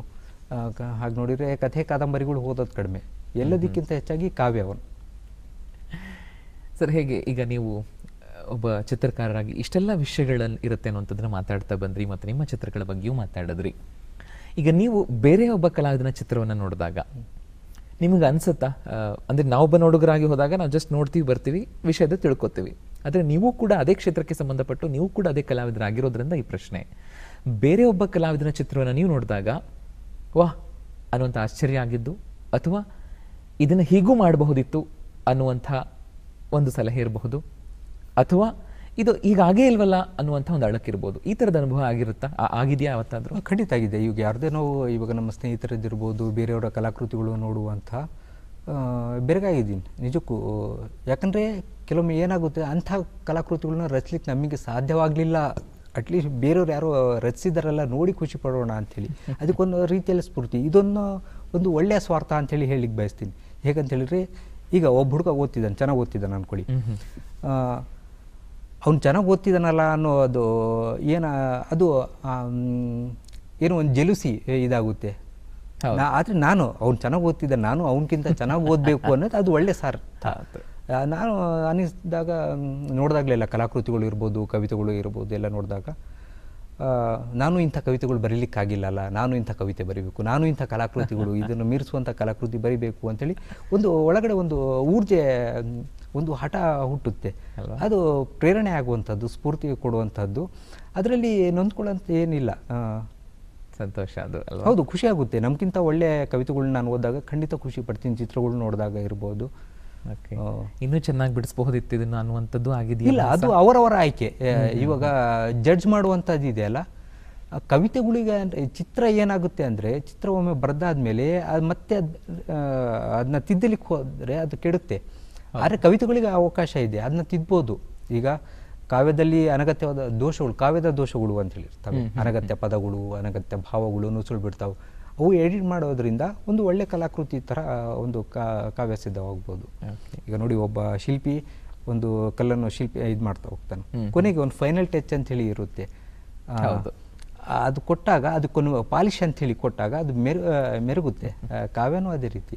ಆದರೆ ಚಿತ್ರದಲ್ಲಿ ಹಾಗಾಗಲ್ಲ. ಒಮ್ಮೆ ಒಂದು ಗೆರೆ ಎಳೆದ್ರೆ ಮುಗಿತು, ಮತ್ತೆ ಅದ್ರ ಮೇಲೆ ಮತ್ತೊಂದು ಗೆರೆ, ಅದು ಬೇರೆದೇ ರೀತಿ, ಅಂದರೆ ಕೆಡುತ್ತೆ ಅಂತಲ್ಲ, ಅದು ಬೇರೆದೇ ಒಂದು ರೂಪನ ಪಡ್ಕೊಳ್ತಾ ಹೋಗುತ್ತೆ. ಇವಾಗ ನನಗೆ ನಿಲ್ಲಿಸಬೇಕು, ಈಗ ಚಿತ್ರ ಇಲ್ಲಿ ನಿಲ್ಲಿಸ್ಬೇಕಂದ್ರೆ ನಿಲ್ಲಿಸ್ಬಿಡ್ಬೇಕು, ಮತ್ತೆ ಅದನ್ನ ಮತ್ತೆ ಇನ್ನೂ ಏನೋ ನಾನು ಮಾಡ್ತೀನಿ ಅಂತ ಹೇಳಿದರೆ ಅದು ಮೊದಲು ಇರುವಂಥ ರೂಪ ಏನೇ ಇರುತ್ತೆ ಅದು ಪಡ್ಕೊಳ್ಳಲ್ಲ ಅಂತ. ಸರ್, ಒಂದು ಮಾತನ್ನು ನಾವು ಕೇಳಿದ್ದಿದೆ ಈ ಚಿತ್ರವನ್ನು ಬಿಡಿಸುವಂಥ ಒಂದು ವಿಚಾರದಲ್ಲಿ. ಒಬ್ಬ ಚಿತ್ರಗಾರ, ಗೊತ್ತಿಲ್ಲ ಅದು ಎಷ್ಟರ ಮಟ್ಟಿಗೆ ಸಾಧ್ಯ ಆಗುತ್ತೆ ಅನ್ನುವಂಥದ್ದು, ಒಬ್ಬ ನೋಡುಗ ಒಂದು ಕಲಾಕೃತಿಯನ್ನು ನೋಡೋದಕ್ಕೆ ಏನು ಸಮಯ ತಗೊಳ್ತಾನೋ ಅದಕ್ಕಿಂತಲೂ ಕಡಿಮೆ ಸಮಯದಲ್ಲಿ ಒಬ್ಬ ಚಿತ್ರಗಾರ ಆ ಕಲಾಕೃತಿಯನ್ನು ಬಿಡಿಸ್ಬೇಕು ಅನ್ನುವಂಥ ಒಂದು ಮಾತು. ಅದು ಹೌದಾ ಅಂತ ಕೇಳ್ತಾ ಇದ್ದೀನಿ, ಗೊತ್ತಿಲ್ಲ ನನಗೆ. ಇಲ್ಲ, ಇದು ಅವರವರ ಭಾವನೆಗೆ ತಕ್ಕಂತೆ. ಈಗ ನಾನು ಹೇಳಿದೆ ಅಲ್ಲ ಆಗಲೇ, ಒಂದು ಕಲಾಕೃತಿ ಅದೊಂದು ಸಮಯ ಇರುತ್ತೆ. ಈಗ ನಾನೇ ಎಷ್ಟೋ ಚಿತ್ರಗಳನ್ನ ಕೆಲವು ತಿಂಗಳುಗಳು, ವರ್ಷಗಳು ತಗೊಂಡು ಬರೆದಿದ್ದು ಇದೆ.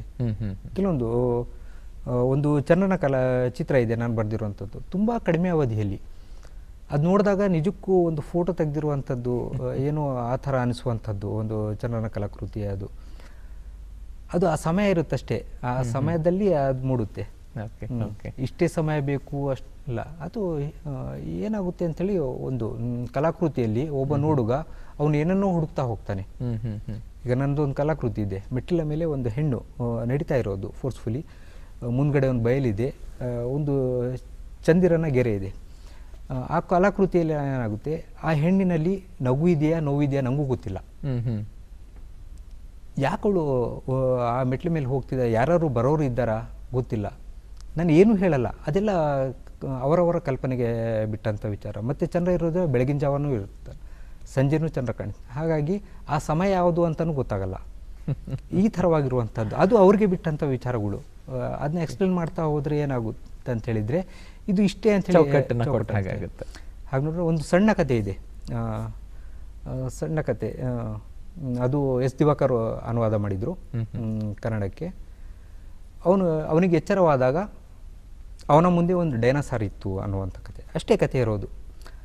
ಆದರೆ ತುಂಬ ಹೆಚ್ಚು ಚರ್ಚೆಗಳಾದವು ಜಗತ್ತಿನಾದ್ಯಂತ ಆ ಕತೆ ಬಗ್ಗೆ. ಅದು ಯಾವ ಕಾಲಘಟ್ಟ, ಅವನು ಎಲ್ಲಿ ಮಲಗಿದ್ದ, ಡೈನೋಸಾರ್ ಯಾಕಿತ್ತಲ್ಲಿ, ಅವನಿಗೆ ಎಚ್ಚರವಾದಾಗ ಡೈನೋಸಾರ್ ಏನು ಮಾಡ್ತು, ಇದೆಲ್ಲ ಒಬ್ಬ ಓದುಗನಿಗೆ ಬಿಟ್ಟಂಥ ವಿಚಾರಗಳು. ಅವನು ಇದು ಮಾಡಬೇಕು, ಕತೆಗಾರ ಬರೆದು ನಿಲ್ಲಿಸ್ಬಿಟ್ಟ ಅಲ್ಲಿಗೆ. ಈ ಎಲ್ಲ ವಿಚಾರಗಳು, ಇಂಥ ಒಂದು ಅವುಗಳನ್ನ ಇದು ಮಾಡುವಂಥ ಶಕ್ತಿ ಒಬ್ಬ ವಿಮರ್ಶಕನೇ ಇರುತ್ತೆ. ಅವುಗಳ ಬಗ್ಗೆ ನಾವು ಚಿಂತಿಸಿದಾಗ ಮಾತ್ರ ಹೊಸ ಹೊಸ ಹೊಳಗಳು, ಹೊಸ ಹೊಸ ಪ್ರಶ್ನೆಗಳು ಹುಟ್ಕೊಳ್ಳುತ್ತೆ, ಹೊಸ ಹೊಸ ಉತ್ತರಗಳು ಸಿಗ್ತಾ ಹೋಗ್ತಾವೆ ನಮಗೆ. ಖಂಡಿತ, ಆಗ ರೋಚಕ ಅನಿಸುತ್ತೆ. ಹೌದು ಸರ್. ಇದರ ಜೊತೆಗೆ ಸಾಹಿತ್ಯಿಕವಾಗಿ ನಾವು ಮತ್ತೊಂದು ಅಂಶವನ್ನು ಗಮನಿಸ್ತಾ ಬಂದರೆ ತಮ್ಮಲ್ಲಿ ಗಜಲ್, ಸೊ ಅದರ ಒಂದು ರಚನೆಯೂ ಕೂಡ. ಸೊ ನಿಮ್ಮ ವಿಶೇಷತೆ ಏನು ಅವುಗಳ ರಚನೆಯಲ್ಲಿ? ನಾನು ಮೊದಲೇ ಸಂಕಲನ ಬಂದಾಗ ಅದಕ್ಕೆ ಮುನ್ನುಡಿ ಬರೆದವರು ನನ್ನ ಗುರುಗಳೇ ಆದಂಥ ಡಾಕ್ಟರ್ ಲೋಕೇಶ್ ಅಗಸನಕಟ್ಟೆ ಸರ್ ಅವರು ಮುನ್ನುಡಿಯಲ್ಲಿ ಒಂದು ಮಾತು ಹೇಳ್ತಾರೆ, ಈ ಹುಡುಗನ ಕವಿತೆಗಳು ಓದಿದ್ರೆ ನಂಗೆ ಗಜಲ್ಗಳು ಓದ ಆಗುತ್ತೆ, ಇತ್ತ ಗಜಲ್ಗಳನ್ನೇ ಬರಿಬೋದಾಗಿತ್ತು, ಗಜಲ್ಗಳನ್ನ ಬಿಟ್ಟು ಕವಿತೆಗಳನ್ನೇ ಯಾಕೆ ಬರ್ದ ಅಂಥೇಳಿ ಒಂದು ಪ್ರಶ್ನೆ ಹೇಳ್ತಾರೆ. ಹಾಗೆ ಆ ಸಮಯದಲ್ಲಿ ನನಗೆ ಗಜಲ್ ಅಂದರೆ ಏನಂತೇಳಿ ಗೊತ್ತಿರಲಿಲ್ಲ. ಒಂದಷ್ಟು ಪತ್ರಿಕೆಗಳಲ್ಲಿ ಬರುವಂಥ ಗಜಲ್ಗಳು ಬಿಡಿ ಬಿಡಿಯಾಗಿ ಮುಕ್ತಾಯಕ್ಕೆ ಅವರು ಶಾಂತರಸರ ಅವರ ಗಜಲ್ಗಳನ್ನ ಓದಿದ್ರು ಸಹ ಅದಕ್ಕೆ ಆದಂಥ ಒಂದು ಚೌಕಟ್ಟು ಇರುತ್ತೆ, ಒಂದು ನಿಯಮಗಳು ಇರುತ್ತೆ ಅನ್ನೋದ್ರ ಬಗ್ಗೆ ನನಗೆ ಗೊತ್ತಿರಲಿಲ್ಲ. ಆಮೇಲೆ ಕಾಲಾಂತರದಲ್ಲಿ ಭಾಳಷ್ಟು ಜನರಿಂದ ಕಲ್ತಿದ್ದೀನಿ ನಾನು ಗಜಲ್. ಈಗ ಗಜಲ್ನ ಯಾರ್ಯಾರು ಬರೀತಿದ್ದಾರೆ ಎಲ್ಲರಿಂದನೂ ಕಲ್ತಿದ್ದೀನಿ. ಕೇಳ್ಬೋದಾ ಒಂದನ್ನು? ಹೌದು, ಒಂದು ವಾಚಿಸ್ತೀನಿ. ಯಾಕೆಂದರೆ ಅದನ್ನು ಕೇಳೋದ್ರಲ್ಲಿ ಒಂಥರ ಖುಷಿನೇ ಇರುತ್ತೆ. ಯಾಕಂತ ಹೇಳಿದರೆ ಅದು ಒಂದು ಪರ್ಷಿಯಾದ ಕಾವ್ಯ ಪ್ರಕಾರ. ಪರ್ಷಿಯಾ ಭಾಷೆ ಅನ್ನೋದು ಒಂದು ಸ್ವರಪ್ರಧಾನವಾದಂಥ ಭಾಷೆ. ಆದರೆ ಕನ್ನಡ ಭಾಷೆ, ನಮ್ಮ ಕನ್ನಡ ಭಾಷೆ ಏನಿದೆ ಅದು ವ್ಯಂಜನ ಪ್ರಧಾನವಾದಂಥ ಭಾಷೆಯಿಂದ ಗಡಸು ಭಾಷೆ, ಗಟ್ಟಿತನ. ಹಾಗಾಗಿ ಗಜಲ್ ಅನ್ನೋದು ಒಂದು ಹಾಡುಗಬ್ಬವಾದಂತಹ ಕಾವ್ಯ ಪ್ರಕಾರ. ಯಾವುದು ಹಾಡಲಿಕ್ಕೆ ಸಾಧ್ಯವಾಗಲ್ವೋ ಅದು ಇದು ಗಜಲ್ ಆಗೋದಿಲ್ಲ ಅನ್ನುವಂಥ ಒಂದು ಅಲಿಖಿತ ನಿಯಮ ಕೂಡ ಹೌದು. ಅದು ಹಾಡ್ಲಿಕ್ಕೆ ಬರಬೇಕು. ಹಾಗಾಗಿ ಕನ್ನಡ ಭಾಷೆಗೆ ಗಜಲ್ಗಳನ್ನ ಒಗ್ಗಿಸೋದು ತುಂಬ ಕಷ್ಟ. ಯಾಕಂದರೆ ನಾವು ಒತ್ತಕ್ಷರಗಳೆಲ್ಲ ಇರೋದರಿಂದ ಆ ಮಾಧುರ್ಯತೆ, ನಜಾಕತ್ ಅಂತೇಳಿ ಹೇಳ್ತಾರೆ, ಅದೆಲ್ಲ ತರುವಂಥದ್ದು. ಮುಖ್ಯವಾಗಿ ಗಜಲಲ್ಲಿ ಏನಾಗುತ್ತೆ, ಅದರ ಮುಖ್ಯ ದ್ರವ್ಯ ಬಂದು ಪ್ರೇಮ, ವಿರಹ, ವೈರಾಗ್ಯ, ಆಧ್ಯಾತ್ಮ, ಇವೇ ಮುಖ್ಯವಾದಂಥ ಇದು. ಬೇರೆ ವಿಚಾರಗಳು ಬರಿಬೋದು, ಆದರೆ ಏನಾಗುತ್ತೆ, ಆ ಗಜಲ್ನ ಅನುಭೂತಿ ಕೊಡಲ್ಲ ನಮಗೆ.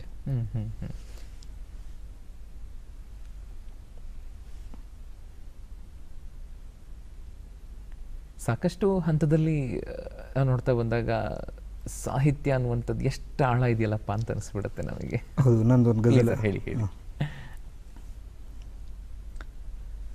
ದ್ವೇಷವನ್ನು ಪ್ರೇಮದಿಂದ ಕೊಲ್ಲುವುದಾದರೆ ಚಿಂತಿಸದೆ ಕೊಂದು ಬಿಡು. ದ್ವೇಷವನ್ನು ಪ್ರೇಮದಿಂದ ಕೊಲ್ಲುವುದಾದರೆ ಚಿಂತಿಸದೆ ಕೊಂದು ಬಿಡು. ಪಂಜರದ ಗಿಳಿ ಗಿಡುಗನ ಪಾಲಾಗುವುದಾದರೆ ಬಂಧನದಲ್ಲೇ ಇರಲಿ ಬಿಡು. ಪಂಜರದ ಗಿಳಿ ಗಿಡುಗನ ಪಾಲಾಗುವುದಾದರೆ ಬಂಧನದಲ್ಲೇ ಇರಲಿ ಬಿಡು. ಆಸೆಯ ಪತಂಗ ಮೋಹದ ಬೆಳಕಿಗೆ ಬಲಿಯಾಗುವುದು ಹೊಸತೇನಲ್ಲ.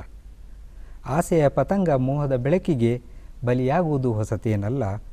ಭರವಸೆ ಅಸುನೀಗಿ ನಂಬಿಕೆ ಕಮರುವಾಗ ಕನಸುಗಳೊಂದಿಗೆ ಸಾಗಿಬಿಡು. ಭರವಸೆ ಅಸುನೀಗಿ ನಂಬಿಕೆ ಕಮರುವಾಗ ಕನಸುಗಳೊಂದಿಗೆ ಸಾಗಿಬಿಡು. ಲೋಕದನುಭವದ ಅನುಬಂಧಗಳ ಮುಕ್ತಿಗೆ ಮನವು ಹಾತೊರೆಯುತ್ತಿದೆ. ಬಯಲ ದಾರಿ ತೆರೆದುಕೊಳ್ಳುವುದಾದರೆ ಆಲಯವ ತೊರೆದು ನಡೆದು ಬಿಡು.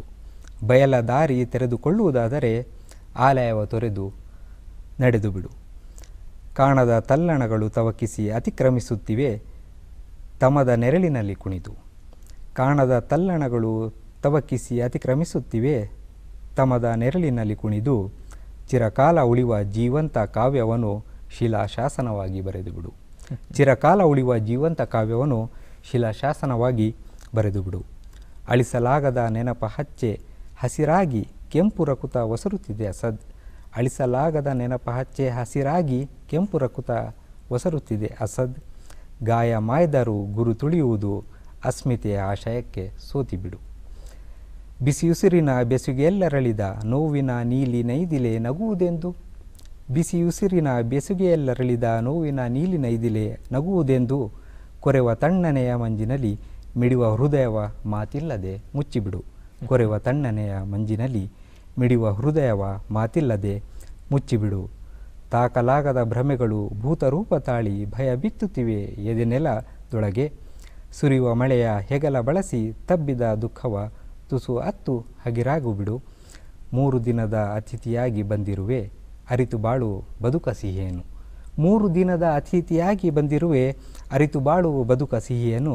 ನಿನ್ನದೆಂಬುದೇನೂ ಇಲ್ಲ ಪಡುವುದೆಲ್ಲವ ಇಲ್ಲಿಯೇ ಬಿಟ್ಟು ಹೊರಡು ಬಿಡು. ನಿನ್ನದೆಂಬುವುದೇನೂ ಇಲ್ಲ ಪಡುವುದೆಲ್ಲವ ಇಲ್ಲಿಯೇ ಬಿಟ್ಟು ಹೊರಟು ಬಿಡು. ಭಾವ ಭಾರ ಹೊತ್ತ ನಾವೇ ತೀರ ಕಾಣದೆ ತಿರುಗಿದೆ ಕಡಲಗಲ ಅಲೆದಿದೆ ಸುಮ್ಮನೆ. ಭಾವ ಭಾರ ಹೊತ್ತ ನಾವೇ ತೀರ ಕಾಣದೆ ತಿರುಗಿದೆ ಕಡಲಗಲ ಅಲೆದಿದೆ ಸುಮ್ಮನೆ. ನಯನ ಬಾನಲಿ ಚುಕ್ಕಿಗಳಾಗಿ ತೂಗಿದ ಕಂಬನಿಗಳ ನಿರ್ದಯವಾಗಿ ಕೆಡವಿಬಿಡು. ಮಾಯೆಯ ಜಗದದುವೆ ಇಲ್ಲಿ ಉಟ್ಟರು ಬೆತ್ತಲೆ ಉಂಡರು ಹಸಿವು ಅಸದ್. ಮಾಯೆಯ ಜಗವಿದುವೆ ಇಲ್ಲಿ ಉಟ್ಟರು ಬೆತ್ತಲೆ ಉಂಡರು ಹಸಿವು ಅಸದ್. ಆಶೆಗಳ ಜಯಿಸಿ ಕಷ್ಟಗಳ ಗೆದ್ದು ಮುಗುಳ್ನಗೆಯೊಂದಿಗೆ ಬುದ್ಧನಾಗಿ ನಡೆದು ಬಿಡು. ಆಶೆಗಳ ಜಯಿಸಿ ಕಷ್ಟಗಳ ಗೆದ್ದು ಮುಗುಳ್ನಗೆಯೊಂದಿಗೆ ಬುದ್ಧನಾಗಿ ನಡೆದು ಬಿಡು. ಪಂಜರದ ಗಿಳಿ ಗಿಡುಗನ ಪಾಲಾಗುವುದಾದರೆ ಬಂಧನದಲ್ಲೇ ಇರಲಿ ಬಿಡು. ಬಂಧನದಲ್ಲೇ ಇರಲಿ ಬಿಡು. ಸಂತೋಷ ಸರ್. ಬಹುಶಃ ಅನ್ಸತ್ತೆ ನಾವು ಹಂಗೆ ಕೇಳ್ಕೊಂತ ಬರ್ತಿದ್ರೆ ಜೀವನದ ಒಂದು ಪರಮಾವಧಿ ಅಂತ ನಾವು ಹೇಳ್ತೀವಿ. ಅಂದರೆ ಸಾರ್ಥಕತೆ ಯಾವಾಗ ಪಡ್ಕೊಳ್ಳುತ್ತೆ ಅನ್ನೋ ಪ್ರಶ್ನೆಗೆ ಬಹುಶಃ ಉತ್ತರ ಸಿಗ್ತಿದೆ ಇಲ್ಲಿ ಅಂತ ಅನ್ಸುತ್ತೆ ನನಗೆ. ಮನುಷ್ಯನ ಬದುಕು ಎಷ್ಟೊಂದು ತಿರುವುಗಳಿಂದ ಕೂಡಿರುತ್ತೆ. ನನಗೆ ಅದು ಬೇಕು ಇದು ಬೇಕು ಇದು ಬೇಕು ಅದು ಬೇಕು ಅಂತ. ಬಟ್ ನಾವು ಕೊನೆಯದಾಗಿ ಗುರಿ ಏನಿರುತ್ತೆ, ಪ್ರತಿಯೊಬ್ಬರ ಗುರಿಯೂ ಅದೇ ಆಗಿರುತ್ತೆ. ಸೊ ಅದನ್ನು ನಾವು ಲೆಕ್ಕಿಸದೆ ನಮ್ಮ ಪಯಣನ ಬೆಳೆಸ್ತಾ ಇರ್ತೀವಿ. ಬಹುಶಃ ನನಗೆ ಅನಿಸಿದ್ದು ಅದು, ಗೊತ್ತಿಲ್ಲ ನಾನು ಎಷ್ಟು ನ್ಯಾಯ ಒದಗಿಸ್ತಾ ಇದ್ದೀನಿ ಅರ್ಥ ಮಾಡಿಕೊಂಡು ಅಂತ, ಬಟ್ ನನಗೆ ಅನಿಸಿದ್ದು ನೀವು ಹೇಳ್ತಾ ಇರುವಾಗ. ಬಟ್ ಖುಷಿ ಆಯಿತು ಸರ್. ಬೇಕು ಅಂತ ಅನಿಸುತ್ತೆ ನಮಗೇನು ಈ ರೀತಿಯಾದಂಥ ವಿಚಾರಗಳನ್ನು ಕೇಳೋದಕ್ಕೆ. ಸರ್, ನನ್ನ ಕೊನೆಯ ಪ್ರಶ್ನೆ, ಇಷ್ಟೆಲ್ಲ ನಿಮ್ಮ ಚಟುವಟಿಕೆಗಳಿಗೆ ಬೆನ್ನೆಲುಬಾಗಿ ನಿಂತಹ ನಿಮ್ಮ ಕುಟುಂಬದ ಬಗ್ಗೆ ಏನು ಹೇಳಕ್ಕೆ ಇಷ್ಟಪಡ್ತೀರಿ? ಬಹುಶಃ ಅವ್ರು ಇಲ್ದಿದ್ರೆ ಇವತ್ತು ನಾನಿಲ್ಲ. ಇವಾಗ ನನ್ನ ತಂದೆ ತಾಯಿ ಇರ್ಬೋದು, ಚಿತ್ರಕಲೆಗೆ ಅವರು ಕೊಟ್ಟಂಥ ಪ್ರೋತ್ಸಾಹ, ಬಾಲ್ಯದಲ್ಲಿ ಕೊಟ್ಟಂಥ ಪ್ರೋತ್ಸಾಹ ಬಹುಶಃ ನಾನಿವತ್ತು ಇಲ್ಲಿ ಕೂತ್ಕೊಳ್ಳಿಕ್ಕೆ ಸಾಧ್ಯವಾಗಿದೆ ಅಂಥೇಳಿ ಹೇಳಿಕ್ಕೆ ಬಯಸ್ತೀನಿ. ಅವತ್ತಿಗೆ ಬಾಲ್ಯದಲ್ಲೇ ಅದನ್ನ ಅವ್ರು ಮೊಟಕುಗೊಳಿಸಿದ್ರೆ ಬಹುಶಃ ನಾನು ಇಷ್ಟು ದೂರದವರೆಗೂ ಬರೀತಿರ್ಲಿಲ್ಲ. ಹೌದು. ನಾನು ಯಾವುದೋ ಒಂದು ಕೆಲಸ ಮಾಡಿಕೊಂಡು ಕೇವಲ ಒಂದು ಯಾಂತ್ರಿಕ ಜೀವನವನ್ನು ನಡೆಸ್ತಿದ್ದೆ ಅಂಥೇಳಿ ಅನಿಸುತ್ತೆ. ಇವತ್ತು ನಂಗೆ ಭಾಳಷ್ಟು ಆಸಕ್ತಿಗಳಿದ್ದಾವೆ. ಎಲ್ಲ ದಿಕ್ಕು ತೊಡಗಿಸ್ಕೊಳ್ಳಿಕ್ಕೆ ಇದಾಗಿದೆ. ಅದರಲ್ಲೂ ನನ್ನ ಶ್ರೀಮತಿಯವರು ಅವರು ಇರ್ಬೋದು, ನನ್ನ ಮಕ್ಕಳು, ಇಬ್ಬರು ಮಕ್ಕಳು, ಅವರವರೊಂದು ಪ್ರೋತ್ಸಾಹ ತುಂಬ ಇದೆ. ಯಾಕಂತ ಹೇಳಿದರೆ ನನಗೆ ಸಮಯದ ಮಿತಿ, ಓದು, ಬರಹ, ಚಿತ್ರಕಲೆ, ಬೇರೆ ಬೇರೆ ಹವ್ಯಾಸಗಳು ಇರೋದರಿಂದ, ಫೋಟೋಗ್ರಫಿ ಇರ್ಬೋದು, ಮತ್ತು ಪ್ರವಾಸದಂಥ ಓಡಾಟ ಕೂಡ ತುಂಬ ಹೆಚ್ಚಿರೋದ್ರಿಂದ ಎಲ್ಲವನ್ನೂ ಸಂಭಾಳಿಸುವಂಥ ಜವಾಬ್ದಾರಿ ಅವರು ನನ್ನ ಹೆಗಲಿಗೆ ಹೆಗಲು ಕೊಟ್ಟು ಆಯಿಷಾ ಅಂಥೇಳಿ ಈ ಒಂದು ಸಂದರ್ಭದಲ್ಲಿ ನಾನು ಅವ್ರಿಗೆ ಧನ್ಯವಾದಗಳನ್ನ ತಿಳಿಸಿಕ್ಕೆ ಇಷ್ಟಪಡ್ತೀನಿ. ಜೊತೆಗೆ ನನ್ನ ಇಲ್ಲಿನ ಸಾಧನೆಗೆ ದಾರಿ ತೋರಿಸಿದಂಥ ನನ್ನ ಗುರುಗಳಾದಂಥ ಡಾಕ್ಟರ್ ಮಿರಸಾಬೇಳೆ ಶಿವಣ್ಣ ಅವರಿಗೆ, ಬಹುಶಃ ನನ್ನ ತಂದೆ ತಾಯಿಗಳು ನನಗೆ ಶಾಲೆ ಸೇರಿಸದೇ ಇದ್ದಿದ್ರೆ, ನಾನು ಓದು ಬರಹ ಕಲಿದೇ ಇದ್ದಿದ್ರೆ ಏನೂ ಮಾಡ್ಲಿಕ್ಕೆ ಸಾಧ್ಯವಾಗ್ತಿರ್ಲಿಲ್ಲ. ಎಲ್ಲರಿಗಿಂತ ಮುಖ್ಯವಾಗಿ ನಾನು ಅವರಿಗೆ ನನ್ನ ಧನ್ಯವಾದಗಳನ್ನು ಈ ಒಂದು ಸಂದರ್ಭದಲ್ಲಿ ತಿಳಿಸ್ತೀನಿ. ಓಕೆ ಸರ್, ಸಂಕ್ಷಿಪ್ತವಾಗಿ ನಿಮ್ಮ ಮುಂದಿನ ಯೋಚನೆ? ಬದುಕಂದರೆ ಯಾವುದೇ ಒಂದು ಪ್ಲ್ಯಾನ್ ಇರಬಾರ್ದು.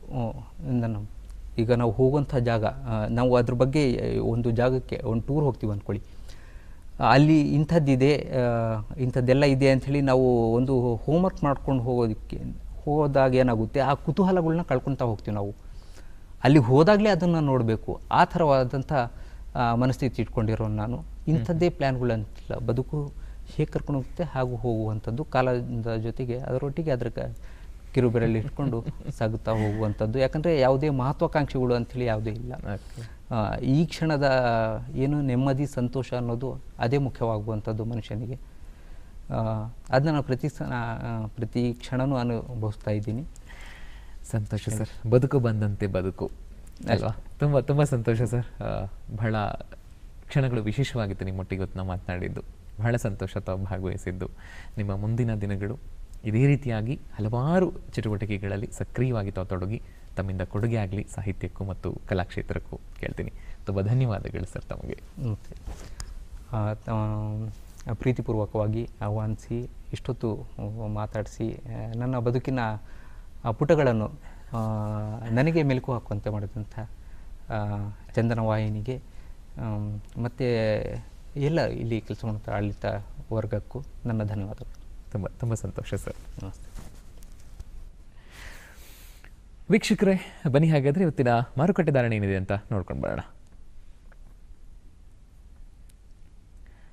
ಮಾರುಕಟ್ಟೆ ಧಾರಣೆ ಈ ರೀತಿಯಾಗಿದೆ. ಪ್ರತಿ ಕ್ವಿಂಟಾಲ್ಗೆ ರಾಗಿ ಉತ್ತಮ ಕನಿಷ್ಠ 4,300ರಿಂದ ಗರಿಷ್ಠ 4,500, ಅಕ್ಕಿ ಮಧ್ಯಮ 4,000ದಿಂದ 5,000, ಗೋಧಿ ಸ್ಥಳೀಯ 3,800ರಿಂದ 4,400, ತೊಗರಿಬೇಳೆ 15,500ರಿಂದ 17,000, ತೆಂಗಿನಕಾಯಿ ಪ್ರತಿ ಸಾವಿರಕ್ಕೆ 6,600ರಿಂದ 7,500, ನೆಲಗಡಲೆ 5,000ದಿಂದ 6,500, ಹಣ್ಣು ಮತ್ತು ತರಕಾರಿ ಈರುಳ್ಳಿ ಕನಿಷ್ಠ 1,000ದಿಂದ ಗರಿಷ್ಠ 1,800, ಆಲೂಗೆಡ್ಡೆ ಸ್ಥಳೀಯ 2,800ರಿಂದ 2,600, ಟೊಮ್ಯಾಟೊ 2,400ರಿಂದ 2,800, ಸೇಬು 9,000ದಿಂದ 12,000, ಏಲಕ್ಕಿ ಬಾಳೆಹಣ್ಣು 1,000ದಿಂದ 2,700. ಚಿನ್ನ ಹಾಗೂ ಬೆಳ್ಳಿ ದರ ಈ ರೀತಿಯಾಗಿದೆ. ಚಿನ್ನ ಅಪರಂಜಿ ಪ್ರತಿ 10 ಗ್ರಾಂಗೆ 75,170 ರೂಪಾಯಿಗಳು, ಚಿನ್ನ 22 ಕ್ಯಾರೆಟ್ ಪ್ರತಿ 10 ಗ್ರಾಂಗೆ 68,910 ರೂಪಾಯಿಗಳು, ಬೆಳ್ಳಿ ಪ್ರತಿ 10 ಗ್ರಾಂಗೆ 966 ರೂಪಾಯಿಗಳು. ಹಾಗೇನೇ ವೀಕ್ಷಕರೇ, ಇವತ್ತಿನ ಕಾರ್ಯಕ್ರಮದಲ್ಲಿ ಕಾರ್ಯಕ್ರಮ ಏನು ನಡೀತಾ ಇದೆ ನಮ್ಮ ಸುತ್ತಮುತ್ತ, ಯಾವ ದಿನ ಏನು ಕಾರ್ಯಕ್ರಮ ನಡೀತಾ ಇದೆ ಬನ್ನಿ ನೋಡ್ತಾ ಹೋಗೋಣ. ಅದ್ರ ಬಗ್ಗೆ ಕೂಡ ಆದರ್ಶ ಶಿಕ್ಷಕ ಅಭಿಜಾತ ಅಧ್ಯಾತ್ಮ ಚೇತನ ಅಂತಾನೆ ಕರೆಸ್ಕೊಂಡಿರುವಂತಹ ಶ್ರೀ ಬೆಳಗೆರೆ ಕೃಷ್ಣಶಾಸ್ತ್ರಿಯವರ 109ನೆಯ ಜನ್ಮದಿನಾಚರಣೆ ಹಾಗೆಯೇ ಮರೆಯಲಾದೀತೆ ಪುಸ್ತಕ ಲೋಕಾರ್ಪಣೆ ಸಮಾರಂಭ ನಡೀತಾ ಇದೆ 22ನೇ ತಾರೀಕು ಬುಧವಾರ ಬೆಳಗ್ಗೆ 11:30ಕ್ಕೆ. ಸ್ಥಳ ಹಾಯ್ ಬೆಂಗಳೂರು ಕಚೇರಿ, ಬೆಂಗಳೂರು. ವೀಕ್ಷಕರೇ, ಬದುಕನ್ನ ಬದುಕಿರುವ ಹಾಗೆ ಬದುಕಿ ಅಲ್ವಾ ಅನ್ನುವಂಥ ಮಾತಿನೊಂದಿಗೆ ಇವತ್ತಿನ ಕಾರ್ಯಕ್ರಮನ ಮುಗಿಸ್ತಾ ಇದ್ದೀನಿ. ನಮಸ್ಕಾರ.